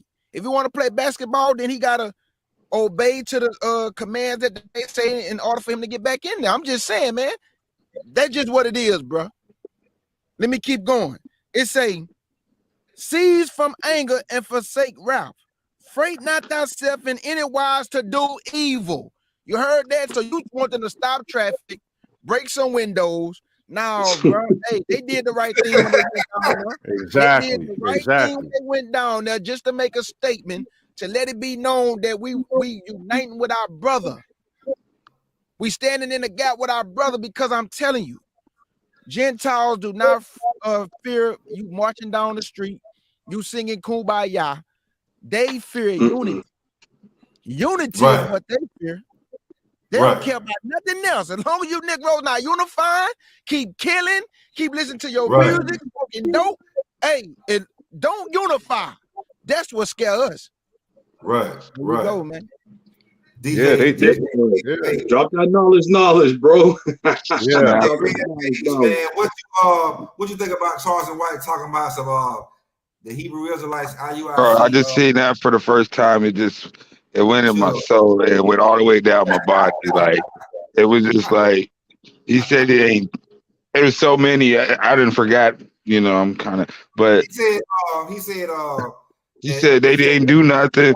He said they didn't show nothing. I was like, how did it? What I said when he said that, I said, how did they ain't show nothing? They showed them white folks, if I'm allowed to say that these motherfuckers together, they were scared. They talking about 100 people out there. Everybody knew it wasn't 100 people. Like that right there, in the false information that they pushing, and we know on the fact that they ain't never coming 100 deep. They've been doing that for a long time. Like they ain't coming 100 deep. Like, so we know, and it's just like I said, like I was trying to like, it's just, that's, to me, is like he sounds nice. Like he got crafty voice with it. It sounds nice, you know. Charleston got the gift to say anything in the world and it sounds nice. Like sounds, music, it sounds good, but he be talking some bullshit. He's speaking Charleston White speak ghetto proverbs, man. Right? I wouldn't even call it proverbs. It's it's like, ghetto. It's street nigga talk mentality. You know what I mean? Yeah, that the people that he deal with in his realm or whatever, you know. In that though. It's some truth. Yeah. You're right. You're right. It's that's what makes them up. He be dropping jewels for real. He do be dropping jewels. You probably could call it like the ghetto gospel. It's the ghetto gospel, right? This is the biggest thing for me though. Why disrespect them? As a black man, why would you even disrespect that group of people like that? Like, I don't get it. Exactly. Because he was in his Rap Williams character, which is why, you know what I'm saying, when he used his platform, like you said, he got that gift of gab. It's like a song to the masses because it's that ghetto gospel. It's not necessarily coming directly out of the scriptures, pulling the scripture, but it resonated enough to where, you know, like, yeah, he's speaking some truth. I mean, like, me and K. Judah have said on platforms many times before how we rock out with Charleston White. You know, I did a short how I say I'll rock out with Charleston White. Right. Then I had to come back just recently and you know, correct him on some of the things. Now, when he speak that real, I'm gonna stand 10 toes down on what he said, because real is real, truth is true. Right. But then when he be on that BS or that bullshit, you got to call that out too. You know what I'm saying? We can't be respect a person. You know what I'm saying? That's right. So when you read in like James 1:8, it say a double-minded man is unstable in all his ways. Now we know that Charleston is a very intelligent man. You know what I'm saying? He's done activism for the youth. He's been locked up. He's knowledgeable about the laws. He knows how to really maneuver in circles, even though what we see may suggest otherwise. But we also have to attribute that to these YouTubers who's cutting and pasting and just showing us the things that's going to clickbait us to look into those views. Just like Red Pay said earlier, you got to go above and beyond in order to get these views. And a lot of people are monetized. So they're going to give you the world star type videos that you want to see so you can tune in. But when he started talking about, you know, what is it showing us? You know what I'm saying? Questioning the unification of our people and then saying why we ain't do this or why we ain't do that. Like the brother brought out earlier, it's a show of unification. For one, we're not there to disrupt the NBA. You can't disrupt the NBA by just marching. You disrupt the NBA by not selling them tickets, not buying them tickets, not buying their merchandise. Exactly. You know what I'm saying? That's how you disrupt the NBA. Us out there, that wasn't for that. Us out there to keep Kyrie a job, that wasn't for that either. Kyrie been had a job. He wasn't in jeopardy of losing no job. Kyrie ain't about to get kicked out the NBA because he posted Hebrews and Negroes. Anybody believe that is a fool. They ain't kicking Kyrie out. He one of the top elite players in the league. At best, he'll probably get traded to another team. You know what I'm saying? And even worst case scenario, he could go overseas and play with a foreign league somewhere and get top dollar. So you know what I'm saying? We're not there for that. But what we were there for was to show the people who they are according to scriptures, history, what we doing out here in these streets, and that it's possible for the Black community to come together as a whole if you just adhere to the commandments of the Most High Yah. Anything else other than that, I mean, it's propaganda and bullshit. You know what I'm saying? And real quick, I just want to touch on this scripture because it just signifies that in Luke 17:20 and 21, it says, and when he was demanded of the Pharisees, talking about Christ, when the kingdom of God should come, he answered them and said, the kingdom of God cometh not with observation. So you're not going to see the kingdom being built with observation. That's not how it's going to work. That's not what the initial blueprint and the foundation being built. That's not what's going to happen. But he tells you how it's happening. Verse 21, neither shall they say, lo here or lo there, for behold, the kingdom of God is within you. So what that show of unification is showing that we're building the kingdom first within us. Each one of them brothers out there was a street nigga at some point. Not every brother, but majority of them brothers was either murderers, drug dealers, fornicators, adulterers, liars, haters. There was, you know, every walk of life is out there that showed that they're making a conscious effort to change their lifestyle to a more righteous, godly lifestyle. So that right there in itself is the most powerfulest message that came across the TV. And that's why, like Red Pet said, they're not going to show you the amount of people that was out there. They're going to tell you it's 100 when it's probably 1,000 plus out there. They're not going to go up and show you what they're talking about because the message is so powerful. This is the message that our ancestors held on to. The Nat Turners, you know what I'm saying? The Garveyites and everybody in between, the Harriet Tubman, all of the ancestors which he spoke on that he is going to show, they held on to this truth because they knew it had power. They ain't gonna forecast that for you to wake up, nigga, and then come into power and then assert their authority. They ain't trying to have that. Right. Man, talk that motherfucking talk. Fire talk. I see that fire coming out. Man, I can't hook up the sounds, man. I got the sounds in the back. Go ahead with it. Drop the fire, the bomb. Hey, fire talk always be dropping them Jews. I see fire come out your mouth. Fire. All right, man, we're going to get into the next clip. Everybody on the panel dropping them bombs, man. This is a fire show, man. Everybody dropping that heat today, though, on some real, you know what I'm saying? And that's what it's supposed to be. The Most High trying to wake everybody up like, nigga, come out that nigga state, man. You know what I'm saying? That came and gone. It's a done deal. It's time to step on game up. I didn't like when he said matching dresses. It's here's some of the stuff he's saying, but I don't know. It just that I don't subscribe to him. He turns like I can't even watch him. Like, but I see all of his stuff because it's all over the place. You know what I mean? But like Fire Talk just said though, that unification gotta be saluted. You know what they went out there for, you know, just to unify.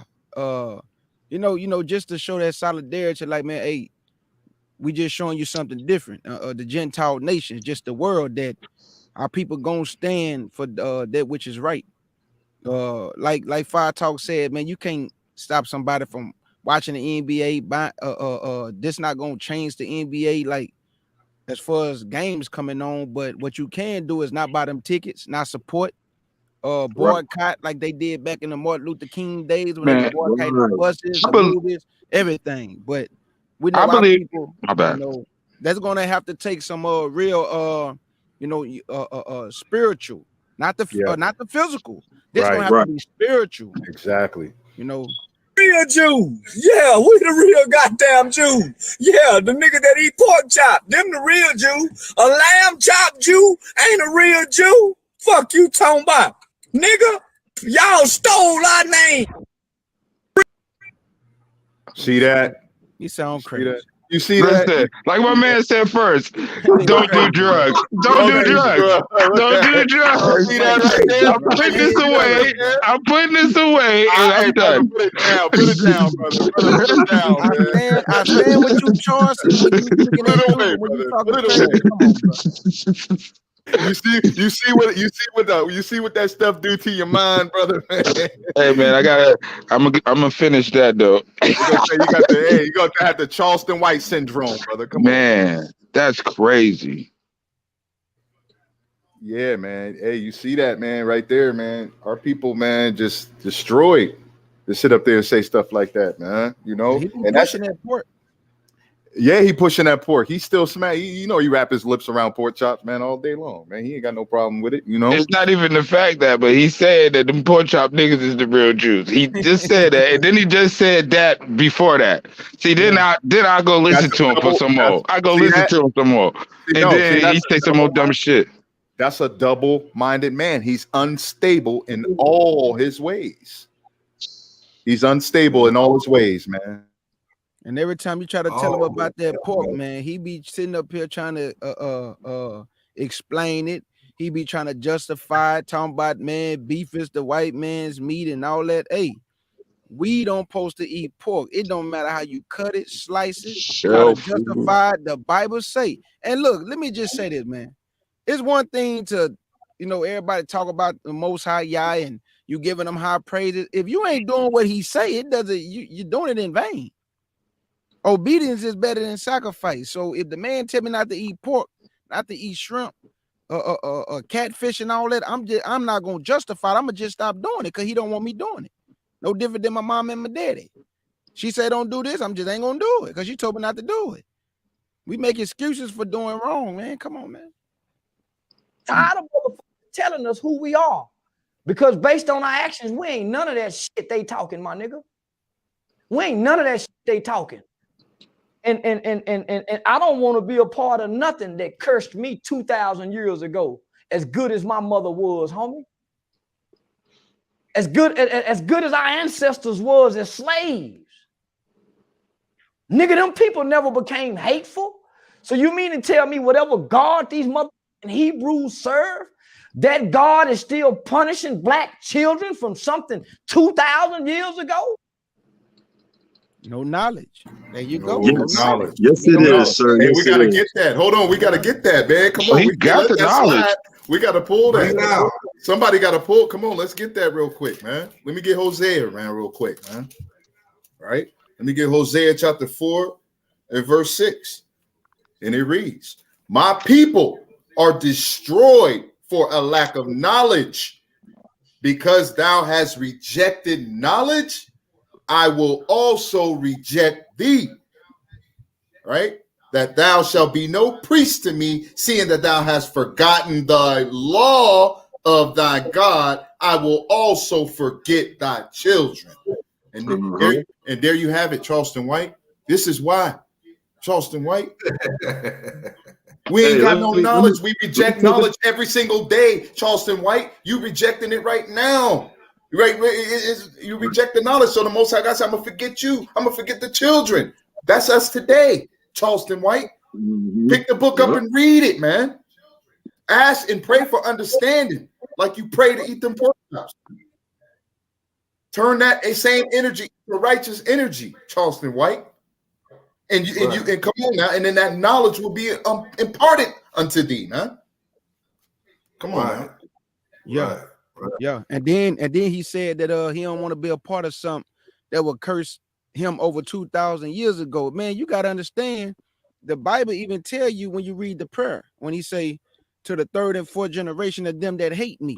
So our forefather was disobedient and showed the Most High hostility, right? So they dead. So guess what? It trickled down to your children. They not here no more. Facts. And then they told the Lord to let his blood be on us and our children. So you can't get mad for God for allowing what we asked for. We asked for this. He didn't want to do this. We asked to be in captivity. Oh man, K. Judah, you talking crazy. Well, you better go read the book. He told them, choose life. He say, choose life. Choose this day who you gonna serve, life or death. They say, man, give us death, man. So there you go. Don't get mad at y'all. Right. Well, let me hit something for Charles and White real quick. The book of Proverbs, chapter 1, verse 7. The fear of the Most High God is the beginning of knowledge, but fool despises wisdom and instruction. Charles and White, you're talking out of both sides of your neck. You're a damn fool. You despise, you know what I'm saying? You have no fear of the Most High. You know what I'm saying? You have no fear of the Creator. You know what I'm saying? You don't fear the Creator. You don't fear the Most High God. You know what I'm saying? Right. You don't fear the Ancient of Days. You don't fear him. You don't have no damn knowledge, man. You're talking out both sides of your neck. Donnie Hooter, I see you over there with your chops moving, man. Yeah. His chops been moving, the brother. And that fire got his lips on. Yo, we having fun with this one today, man. This is a strong build today. But the reason my lips is quivering and my chops is watering because I hear this a lot in the Kemetic community, right? When he said he don't want to be under a curse over our people for 2,000 years, I think they believe that we just got a curse. Like it's a curse. It's just like there, like you put on your hat and you put on your coat, like I got to wear this curse. They don't realize the curse is only your decision making. The curses are attributed to your decision maker.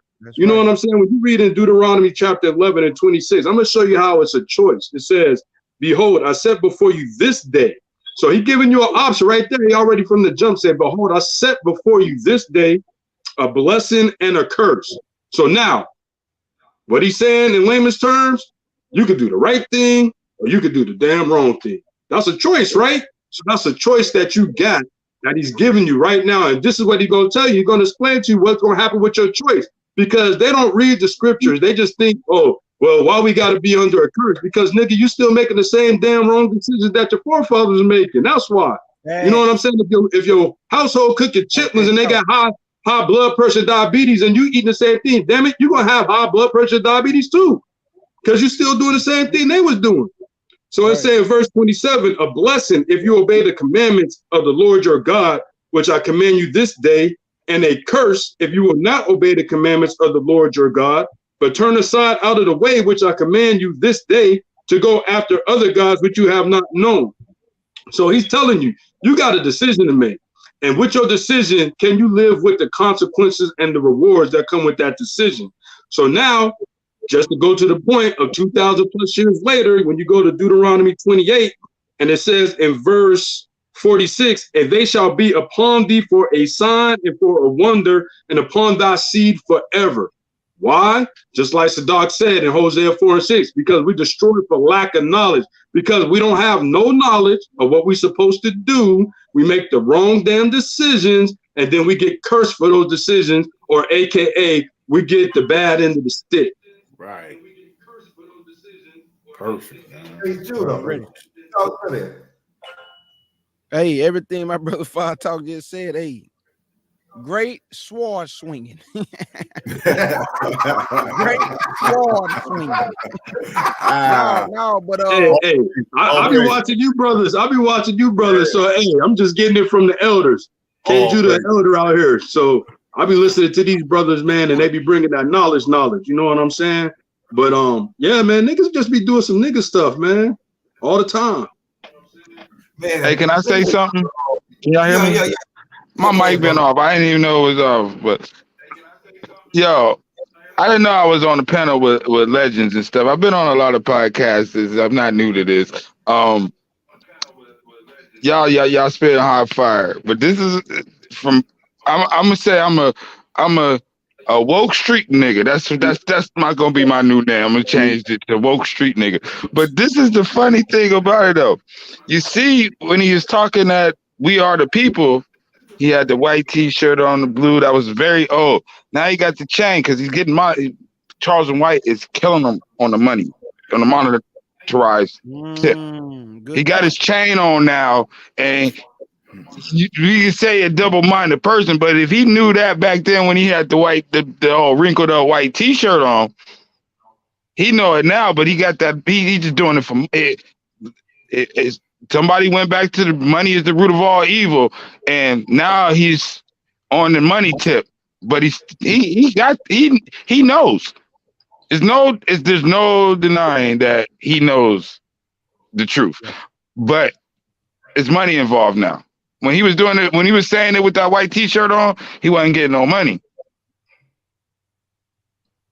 Hey, DJ Red Page, you just made DJ Red Page. You make a good point that he do know the truth, but like Sadak said, he's still destroyed for the lack of knowledge. You know why? Because he know the truth, but instead of teaching the truth, he making mockery of the truth. Right. Let me tell you what he do. Let me tell you what he do. You know what I'm saying? This is what Charles and White does right here. Proverbs chapter 29, verse 11. A fool uttereth all his mind, but a wise man keepeth it till afterwards. You know what I'm saying? He just said what the hell pop up to his damn head. Oh, damn, hey, you know what I'm saying? You know, anything pop up his head, he'll just say it. You know what I'm saying? I want to say some of the words right now. It's all for likes. It's all for likes.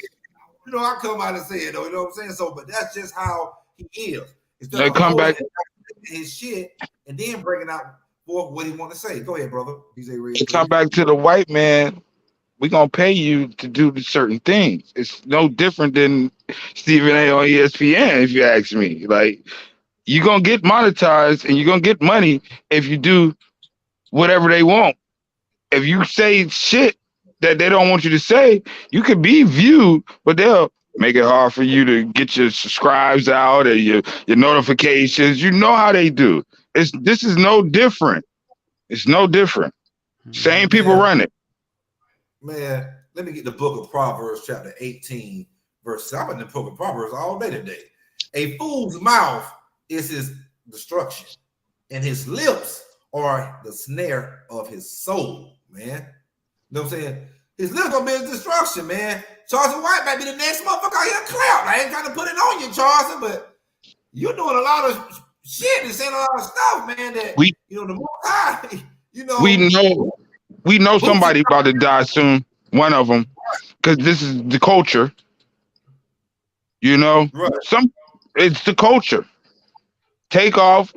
We know somebody gonna get it soon.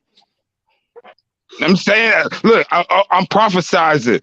Somebody entertainer is gonna die soon. I mean, that's a no-brainer. Like, somebody gonna get it. Little Boosie, you shooting the most high bird, you shooting the creative bird, talking about some, man, shit, nigga say I can't eat pork, nigga, fuck you, nigga, fuck you. He's shooting birds looking up at the most high. You know what I'm saying? See, and then you talking about some, hey, it's a sleeve up movement, man. We getting the shot. You know what I'm saying? The jab it up. jab it up. It's a sleeve up movement. But let me get something for you right here too, Boosie, and you, Charles and White. You know what I'm saying? The book of Proverbs, chapter 10, verse 14. Wise men lay up knowledge, but the mouth of the foolish is near destruction. They're going to destruction and foolish again. Destruction is coming. Go ahead, one of you brothers. I see somebody licking their chops. I see the sister in the chat said, just let me play devil's advocate, so to speak on this.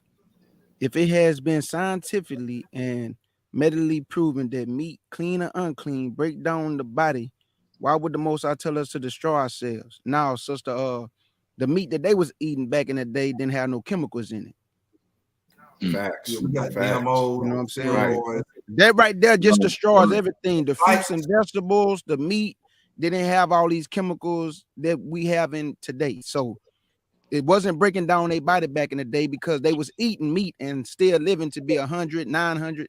So now they was living long lives. So now the meat that we eat today was not genetically modified. Like, that didn't happen back in the day. Everything was pure. Not today, though. Not today. Then we got to think about we overconsume meat today. Back then, they weren't eating meat 3-course meals every day, all day, 7 days a week. Right. You know, a lot of us eating meat with every portion that we got. So what it take like 36 hours for the body to break down one Break serving it down. of meat? Yeah, somewhere between that time like that. Yeah. Yeah. This is what I So you started. figure you piling it on.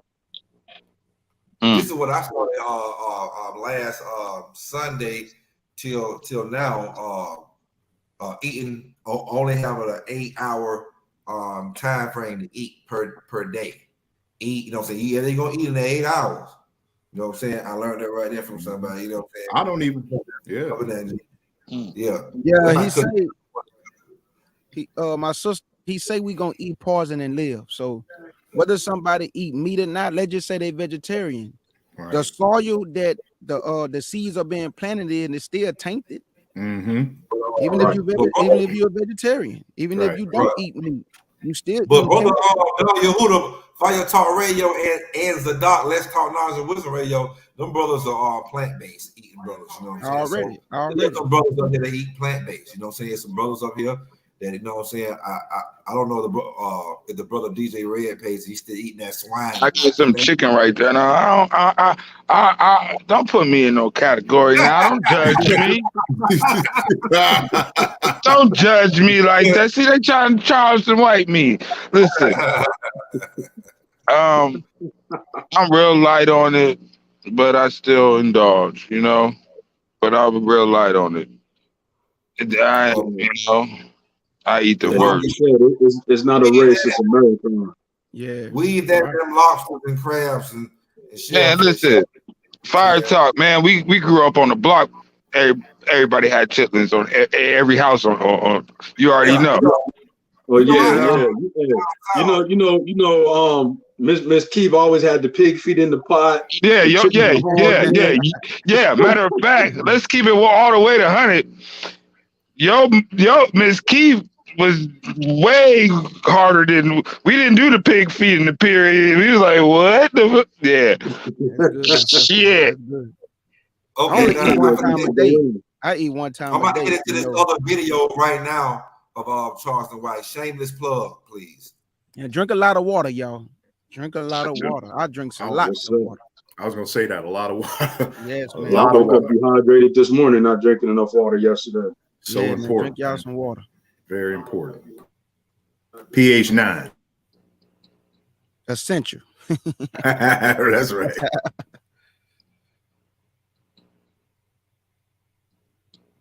It's a different way to spread the message. I don't mean not about God, because you spreading your idea. See, anybody talking about God, homie, then ain't got no God message. That's an ideology, because God is intimate. You're telling me about your personal experiences, your personal knowledge, your own personal readings, and I'm supposed to take you as a religious leader? You man. You don't think there's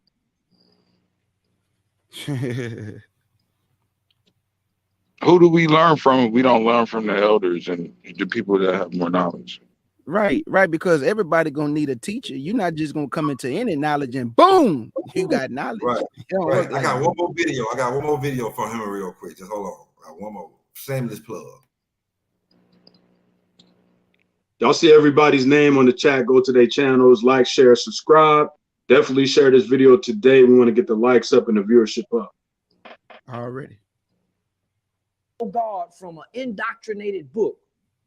You got to learn your God from a doctrine, then your God don't exist. Those people didn't have time to write books to tell you about their God. They showed you how they lived day to day, how they treated people. If these gods really existed in these people's hearts, why do our communities look the way they look? Can I answer that? Please do. The Go ahead, man. Hey, man, y'all unload the clip on Charleston White, man. Unload the clip on him, man. We're finna get in Jason Whitlock, man. Unload the clip on him. Go ahead, K. Judah. He said, if there is a God, and according to the book, why do our communities look the way they look? Brother, didn't the Most High give us a brain? Can we not make decisions to do better? Right. If we want our communities to look better, should we not galvanize together and gather ourselves together, O nation not desire, and do for self? Everything not the white man's fault. The Most High gave us a brain. So if you're going to say why the communities look the way they look, that means you need to be looking at the people who causing the community to look the way it look, bro. Hey, K. Judah, what did you say? Every fault ain't whose fault? Or the Gentile. Right. That's powerful. That's right. powerful. Because we do like to point the finger. We like to point the finger, and we don't realize 3 fingers pointing back. But we can't blame the white man for everything. I mean, when do we take accountability? Right. Gotta take accountability, man. Can I get a scripture on that real quick? Yeah, man, go ahead, man. I want you to get on, man. Yeah. Let me get 1 Timothy 4. Let me get 1 Timothy 4:16. Mention off what he just said. He said, take heed unto thyself and unto the doctrine. Continue in them. For in doing this, thou shalt both save thyself and them that hear thee. Right? So the community, taking heed to yourself first, man. Taking heed to the doctrine, listening, applying what you learn, right? You're gonna save yourself. Don't stop looking to the other nations to save you. The white man is not going to save you. Your community is jammed up because you jammed up the community. Elders won't stand up. You got the old man sitting. Matter of fact, real quick, let me grab one more. Real quick. Go ahead, man. Let me grab one more, man. All praise. Let me grab. Let me get Lamentations, man. Let me get Lamentations. Let's talk knowledge, man, and wisdom. Let's talk knowledge and wisdom right now, man. Come on.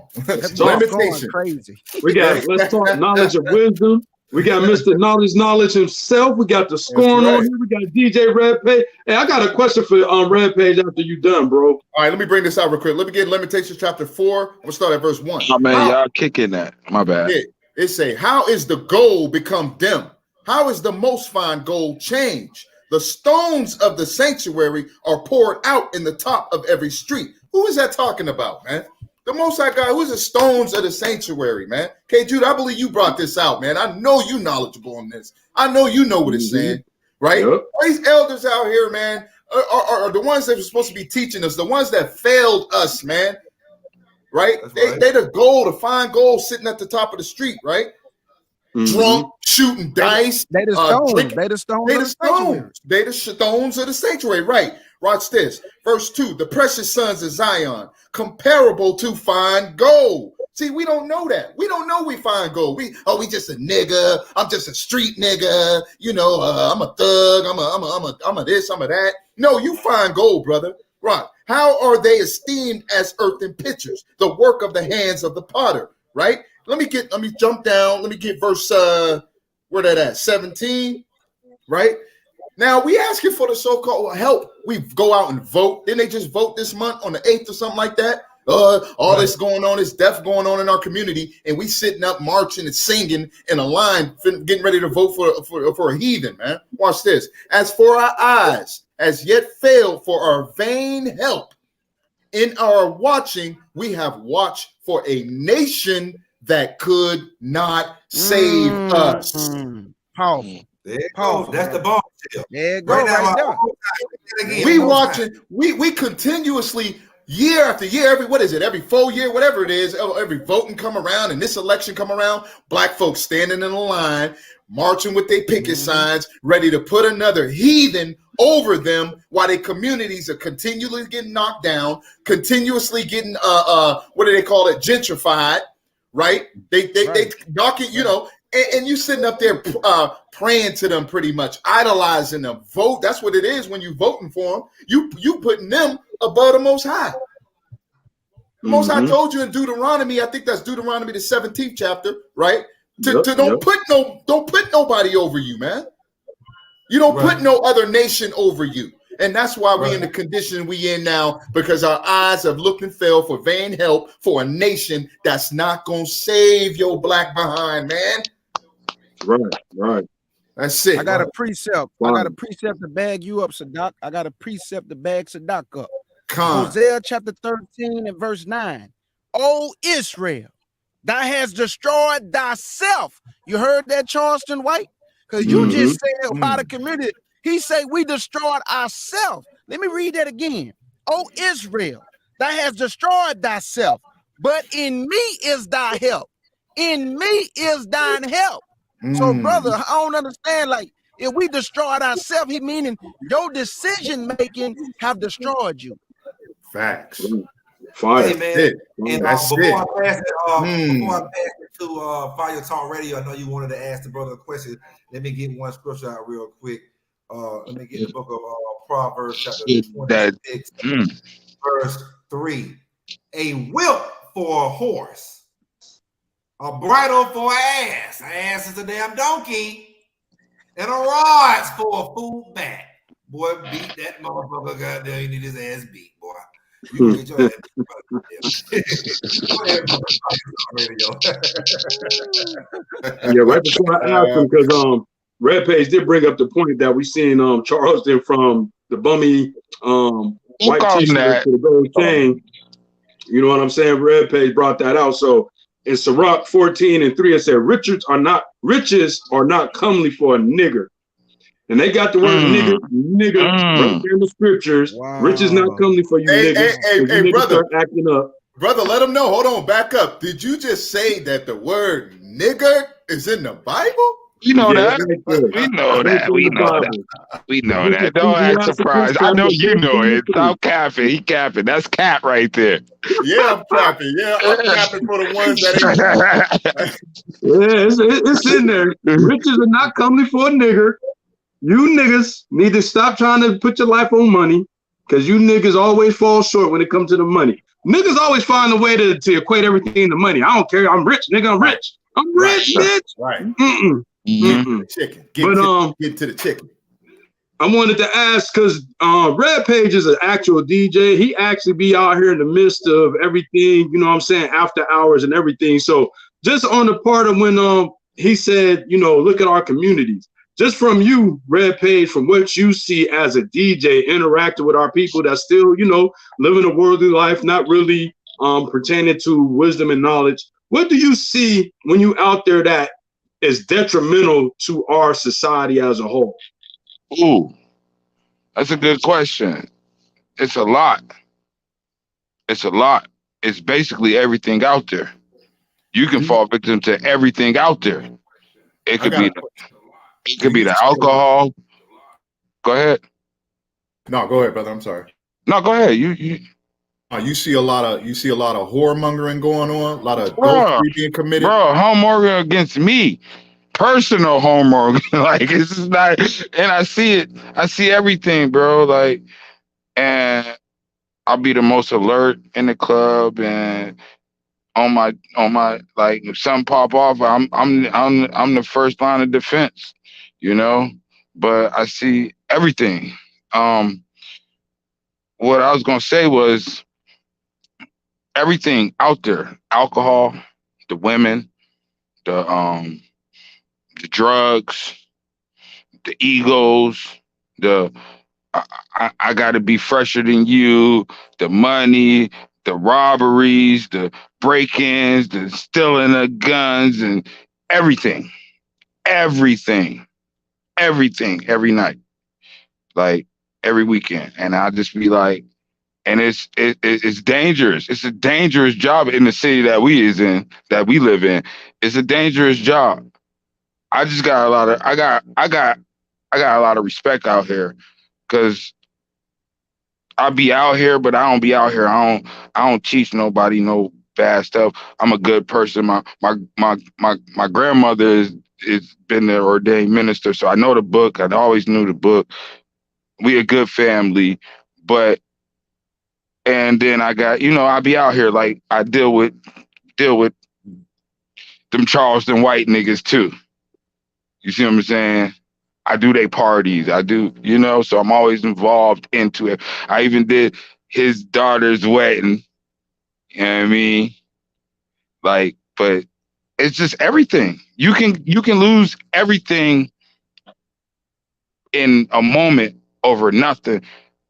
The women. The women. Did you want me to talk about the women out here? Do y'all want me?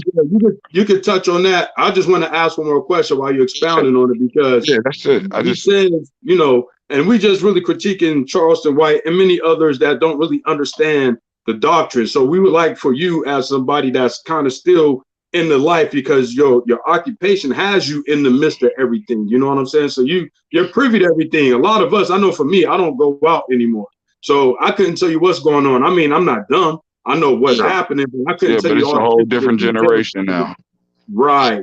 When we used to go out. Hold on, real quick. And with that being said, do you think a lot of these brothers and sisters, the way they act, they think that's the right thing to do? Like, they think the way they act is cool, like this is how I'm supposed to be? Do you see a level of acceptance of that type of lifestyle mindset out there? I think it's more of, they don't even see our generation put the Bible in us. If it was right or wrong, we still got the Bible in it. Our generation, we it's not even our mothers, but our grandmothers. You know, we didn't push the Bible like our grandmothers did, and you know, it's very few and rare in every family. You got to get that knowledge on yourself. And then, like, when we was in church, so you believed in God, like, you know. They never even had, these kids, they never even had, I can tell by the way they act, they never had a sense of believing in God. You feel me? Right. Well, I would say, you know what I'm saying, we was never, they wasn't pushing the Bible, our grandma, because they were pushing Christianity. But they did have a sense of believing in a higher power and believing in God. Just with I'm saying it's the same Bible, right? That y'all reading from. So that's good enough. Because these kids, they ain't getting none of that. You hear me? We can see that, like, with the frame, with the terms, demon time. You know what I'm saying? No way in hell in our generation will we ever equate anything with demon time. We ain't saying nothing crazy like that. You know what I'm saying? Ever. My biggest claim of fame of DJing in my city is that nobody's ever got killed at my parties. Because I create a vibe that you don't do that. You see what I'm saying? And a lot of people got killed at parties in the city. And I'm number one to me. So that's my biggest claim of fame. Like, God come in them parties with me on some real stuff. Okay, we're gonna get into the Jason Whitlock, man. Until then, man, hey, y'all hit that subscribe button, the Scoring Black Man podcast, and all the rest of y'all give your shameless plugs. Hit that like button. Definitely. Hit that like button, hit that like, share, subscribe. Go over to the Brother K Judah CUCFOP's channel. Watch his show today. Like, share, and subscribe. Let's Talk Knowledge and Wisdom Radio. Mine on Fire Talk Radio, and definitely the Scoring Black Man podcast. I'm not sure if he's aware.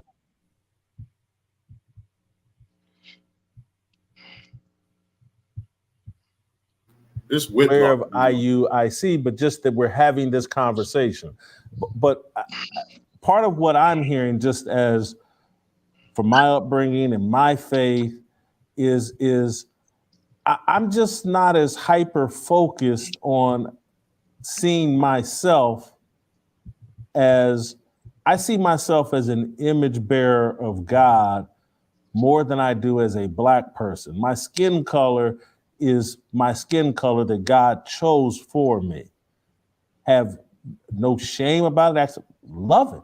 Love, helps me out during the summer. I can stay out, love it. But that's not how I define myself as a Black person. I define myself as an image bearer of God. And so part of the things that I hear and have heard when I've had these Hebrew Israelite discussions is like, this sounds like racial idolatry. And it sounds like a group of people that there's a group of people, hey, I'm the chosen people. And then there's no, we're the chosen people.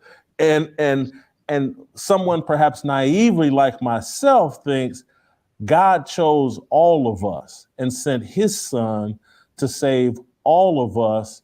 And I'm not that concerned about positioning myself as the chosen one. Having said that, Oh man. Go ahead, brother.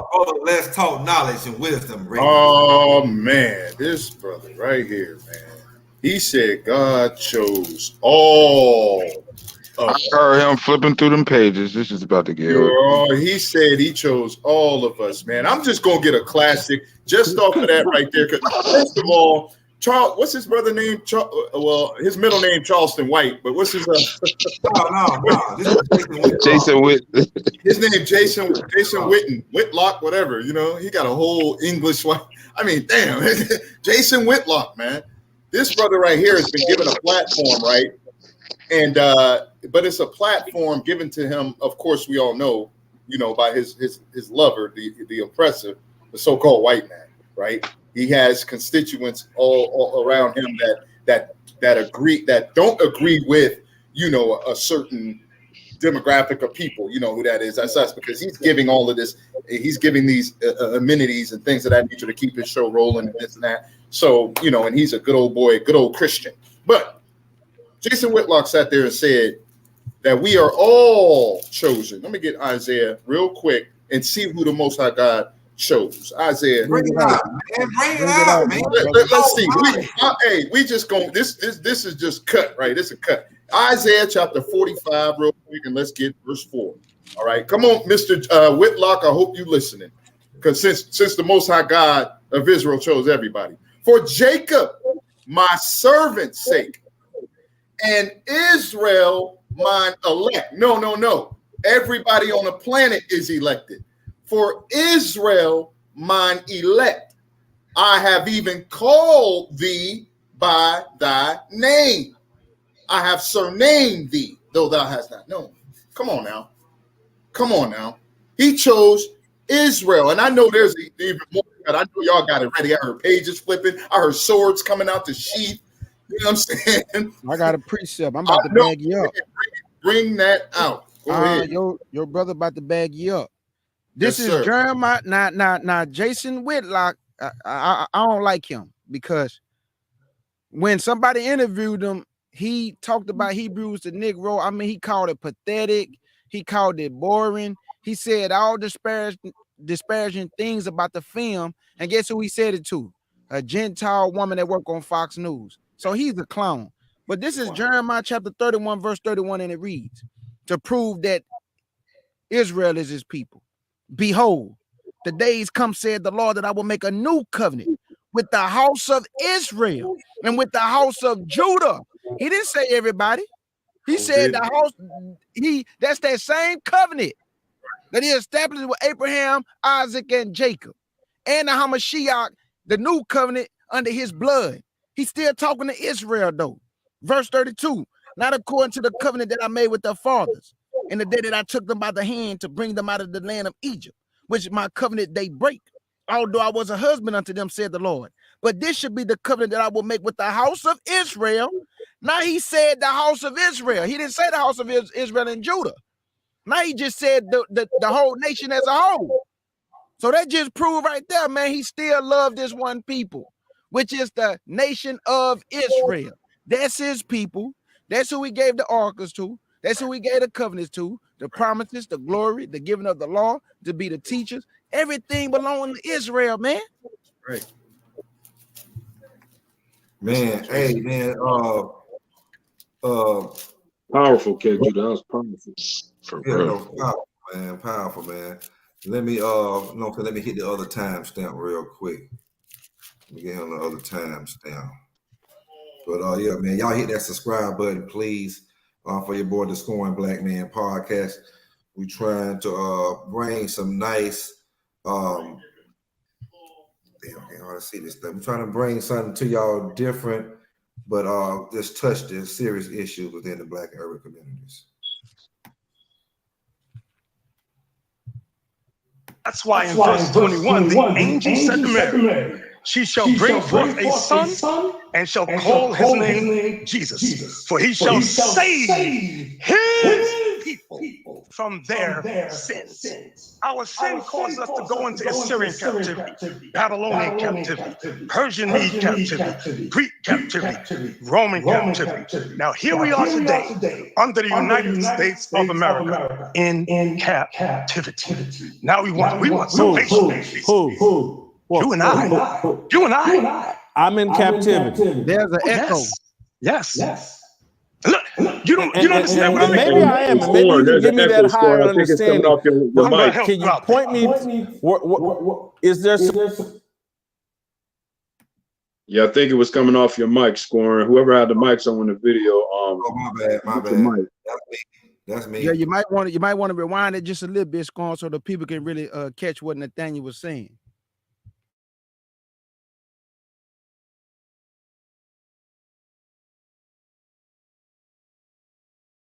Save his people from their sins. Our sin caused us to go into Assyrian captivity, Babylonian captivity, Persian Mede captivity, Greek captivity, Roman captivity. Now here we are today under the United States of America in captivity. Now we want salvation. Who? Well, you and I. You and I. I'm in captivity. Oh yes. Look, you don't understand what I mean. Maybe I am, and maybe you can give me that higher understanding. But I'm gonna help can you point me? Is there some free land someplace else where I should rather be? Yes. Where should I be? I'm going to reference what we just read because it might have slipped past you, and I really didn't explain it. In verse 48, therefore, I'm in Deuteronomy 28:48. Therefore shalt thou serve thine enemies, which the Lord. Yourself, you need to take charge of your life. Break on yourself is a great way to do it, and it's a perfect segue back into Bishop. I think where we disagree is I don't think I'm here in captivity in America. I do believe I have control over my life and agency over my life. I do think that there's no other place on the globe where Black people have more freedom, autonomy, and opportunity and safety than in America. Yes, sir. And so there's no other place on the planet where I can go and experience more freedom, opportunity, safety than here in America. And so that makes me, maybe I am captive, maybe but I don't believe I have that white people are solely responsible for that. I believe that Black and white people and all people here in America contributed to America improving itself and living up to ideals expressed in its Constitution and Declaration of Independence. That all I heard was I believe, what I don't believe, what I believe. I. Man, God don't care what you think, bruh. Right. Oh man. That dude about to tell you to cut that off. Yeah. Lord, don't care. Hey, let me get something right there. So Judy, let me get something real quick. Hey, Judy just hit real heavy on the Most High don't care what you think. Isaiah 55:8. Watch this. For my thoughts are not your thoughts, neither are your ways my ways, saith the Lord. Boom. The Most High don't care about what you think, man. Your thoughts ain't like his thoughts. Stop. You can't think like the Most High. If you are, your thoughts be on the Most High of keeping the commandments, man. That's how you think like the Most High. Hey, the dark man can read the rest of that. Yeah, it says, for as the heavens are higher than the earth, so are my ways higher than your ways, and my thoughts than your thoughts. That part. There you go. Bingo. There you go. Hey, he go a precept to bag that up. Isaiah 46 and verse 10, declaring the end from the beginning, and from ancient times the things that are not yet done, saying, My counsel shall stand. So he don't care about your I believe. He don't care about none of that. His counsel gonna stand. And what is his counsel? He scattered us. He gonna gather us, put us back in our own land, and we're gonna rule over our oppressors. That's his counsel. Right. And this book that you need to obey from Genesis to Revelation, which you keep making excuses for about how you was raised. Man, nobody care about how you was raised. Are you doing what thus said the Lord? If not, be quiet, bruh. Right. And see, Jason Whitlock his whole analogy is, just in case y'all don't know, I'm gonna give y'all a little of his thoughts on this whole situation. Now, he goes at the ish people, the pertaining to, the imposters, right?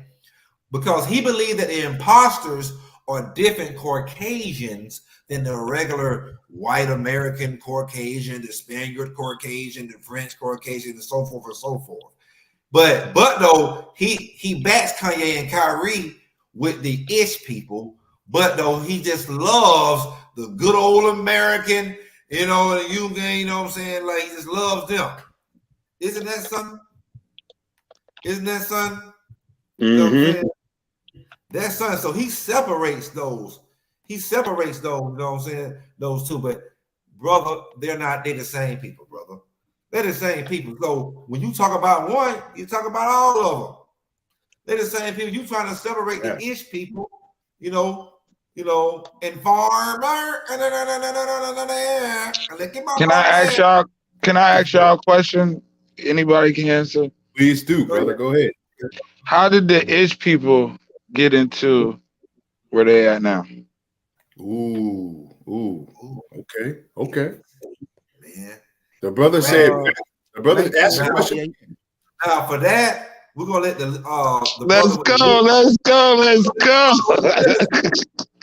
On your talk radio, give them a brief literature. You know what I'm saying? Upon how we got ran out of Rome and how they became, how they sponsored the slave trade and they how they had blah blah blah. Go ahead, brother. Well, basically, that's a kind of a long-winded conversation, but just know that majority of them are converts. Right. A lot of them, when you look at their title, Jewish, they don't always put it in their media or whatever, but they're Ashkenazi Jews. So that's giving you a reference to the locale of where these people predominantly come from. When you read certain books, certain information, you have people that was of the Ashkenazi lineage, like King Gulan, who had the Muslims and the Christians come and give him counsel. And he had a Jew that was of our people come and give him counsel. And in the end of this counsel, he realized that the Torah was the connector piece to these other Abrahamic religions and converted to them. Even in biblical times, you had John Hyrcanus, who had the Edomites convert to our way the Edomites. Right. So whenever you read scriptures, anytime another nation outside of Israel starts pertaining and living to our lifestyle, they were known as the Jews because they would take up our custom and our lifestyles, not meaning they were blood lineage, but just off of all intents and purposes of seeing their custom and culture, it was our custom and culture that they was living. And I give you a perfect example, just like here in America. In America, when you have a foreigner come over here and become a citizen, they relinquish their customs and citizenry of their old country. And then they take on the customs and citizenry of America. Now, mind you, they may still have their beliefs, so forth and so on. But in essence, they're going to follow and abide by the laws of the land, just like the foreigners did when they were in Israel. They're going to abide by a lot of the holidays that we observe, just like the foreigners did in Israel. They observed our high holy days. So really, it was just an assimilation or integration within our culture. So those really are some of the reasons why that they are clinging on to the notion that they are who they are. They're converts, and they were converted at various times within history from various peoples from our lineage that converted them. And if I could just pick it back off of my brother Fire Talk. Also, you got two different type of Jews too. You got the Ashkenazi, and then you got to remember after 70 AD, our brother Esau, Edom, also moved into our gates, and they was also converted to our culture by the Hasmoneans, which we know are the Maccabees. They also converted our brother. That's how come Herod the Great was an Idumean, but who he was ruling over? He was ruling in Jerusalem. He thought he was a Jew, but he wasn't a Jew. He was converted, like Fire Talk just said. So after 70 AD, we were scattered throughout the Mediterranean world, fled into Africa, and our brother Edom moved into our gates, laid his hand on our substance, claiming to be us. And then in 1948, you had the Ashkenazi Jews coming from Europe, and they also claiming to be us. So, that's a little bit also the history that a lot of people don't know, that Edom, Idumeum, after a certain period of time, their name was erased from the maps. And I wonder why. Because if you're going to take another man's nationality, you got to remove your name off the map so nobody wouldn't figure out who you are. Right. The United States moved those people in the land where Israel is at in 1948, right? But these people also helped sponsor the transatlantic slave trade. They was also plantation masters. They were some of the biggest plantation masters. So they've been having a hand. Not only did they take our identity, they had a hand into our destruction. You know what I'm saying? Breaking our whole community down through the music, as you see, the entertainment, the movies, the music, any kind of entertainment, any kind of business. They're the lawyers. They can help give you them football numbers, or help you get your ass off. You know what I'm saying? Depending on what you're willing to do for them. You know what I'm saying? So these people are very, very. They have a very, very different look upon things. They're very wicked. If you want to read about them, just remember these two scriptures right here: Revelations 2:9 and Revelations 3:9. I was just about to smack that, brother. I was just about to smack that. Also, hey, Corey, you can go and look at also just in history. Go just research the Balfour Declaration. I was just about to say that. Fire Talk. Oh no. You know, I know. I'm just really trolling, and I just wanted to hear y'all say it.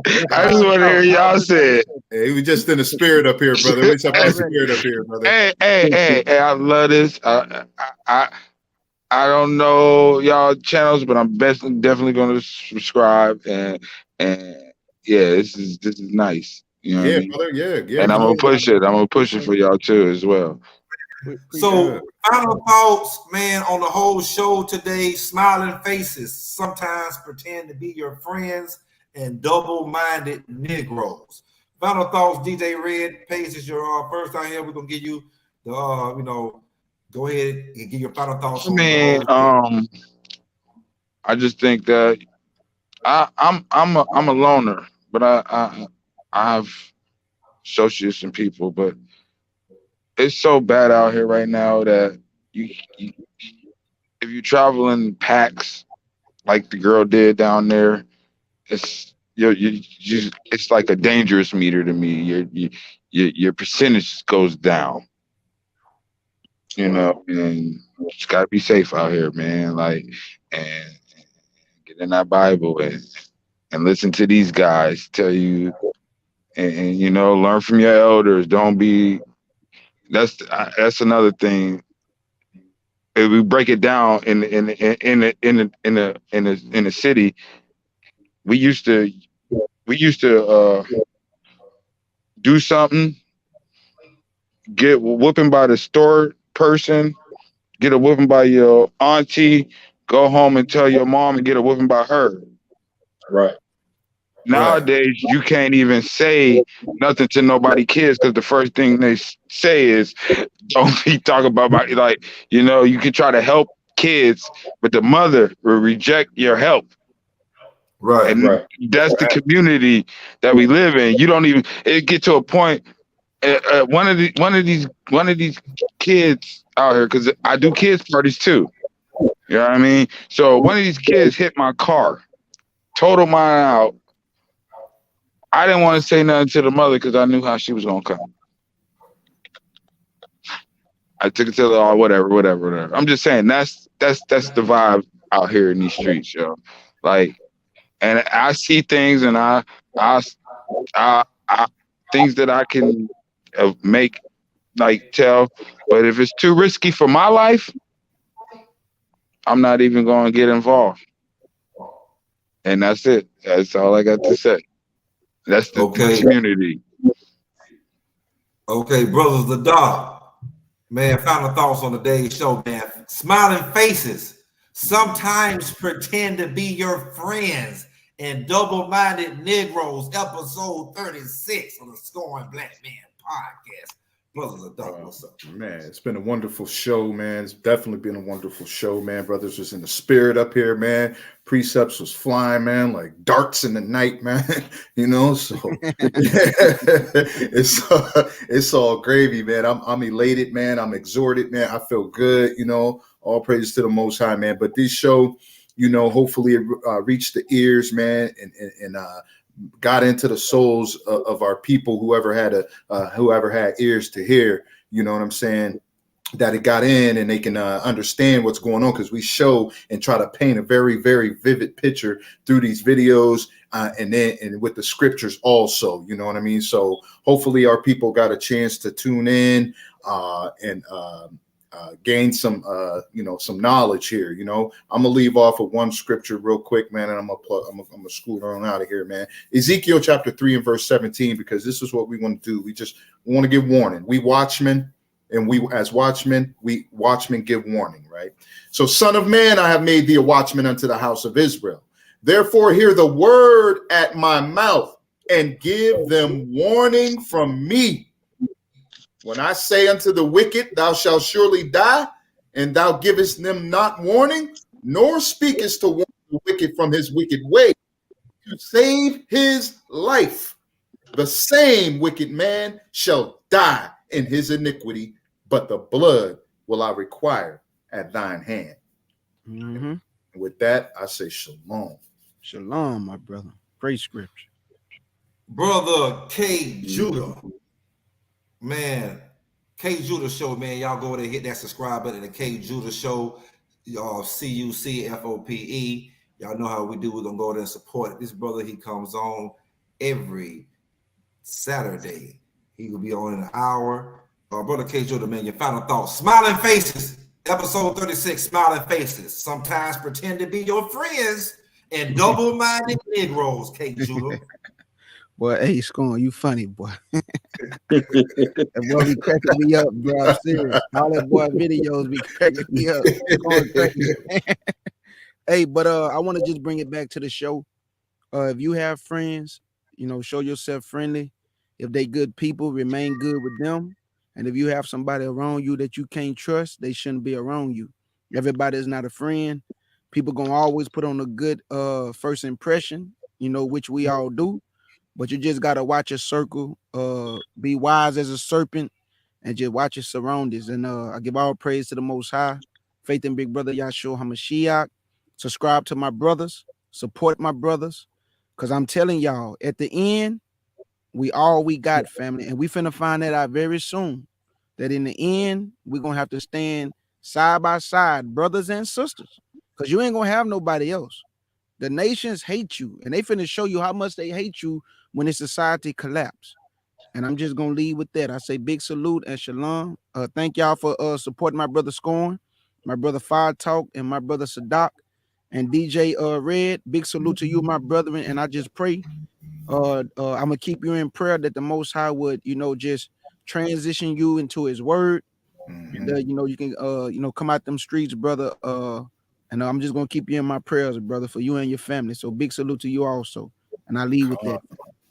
Shalom, brother. Regulus Vaughn Israelite, man. I'm gonna tell you, man. Regulus Vaughn Israelite was the first person to send, you know what I'm saying, a donation through CASHAPP. This brother is behind them Georgia prison walls, man. See what I'm talking about, man? Man, this is a vigilant brother, man. Brother, man, we miss you, man. I hope you've been tuning in.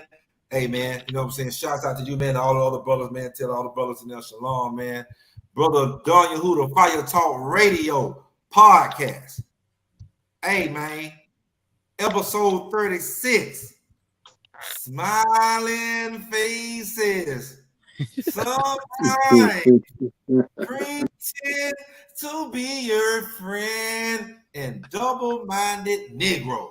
Fire Talk Radio, man. Y'all hit that subscribe button over there. Fire Talk Radio. I'm your friend for real.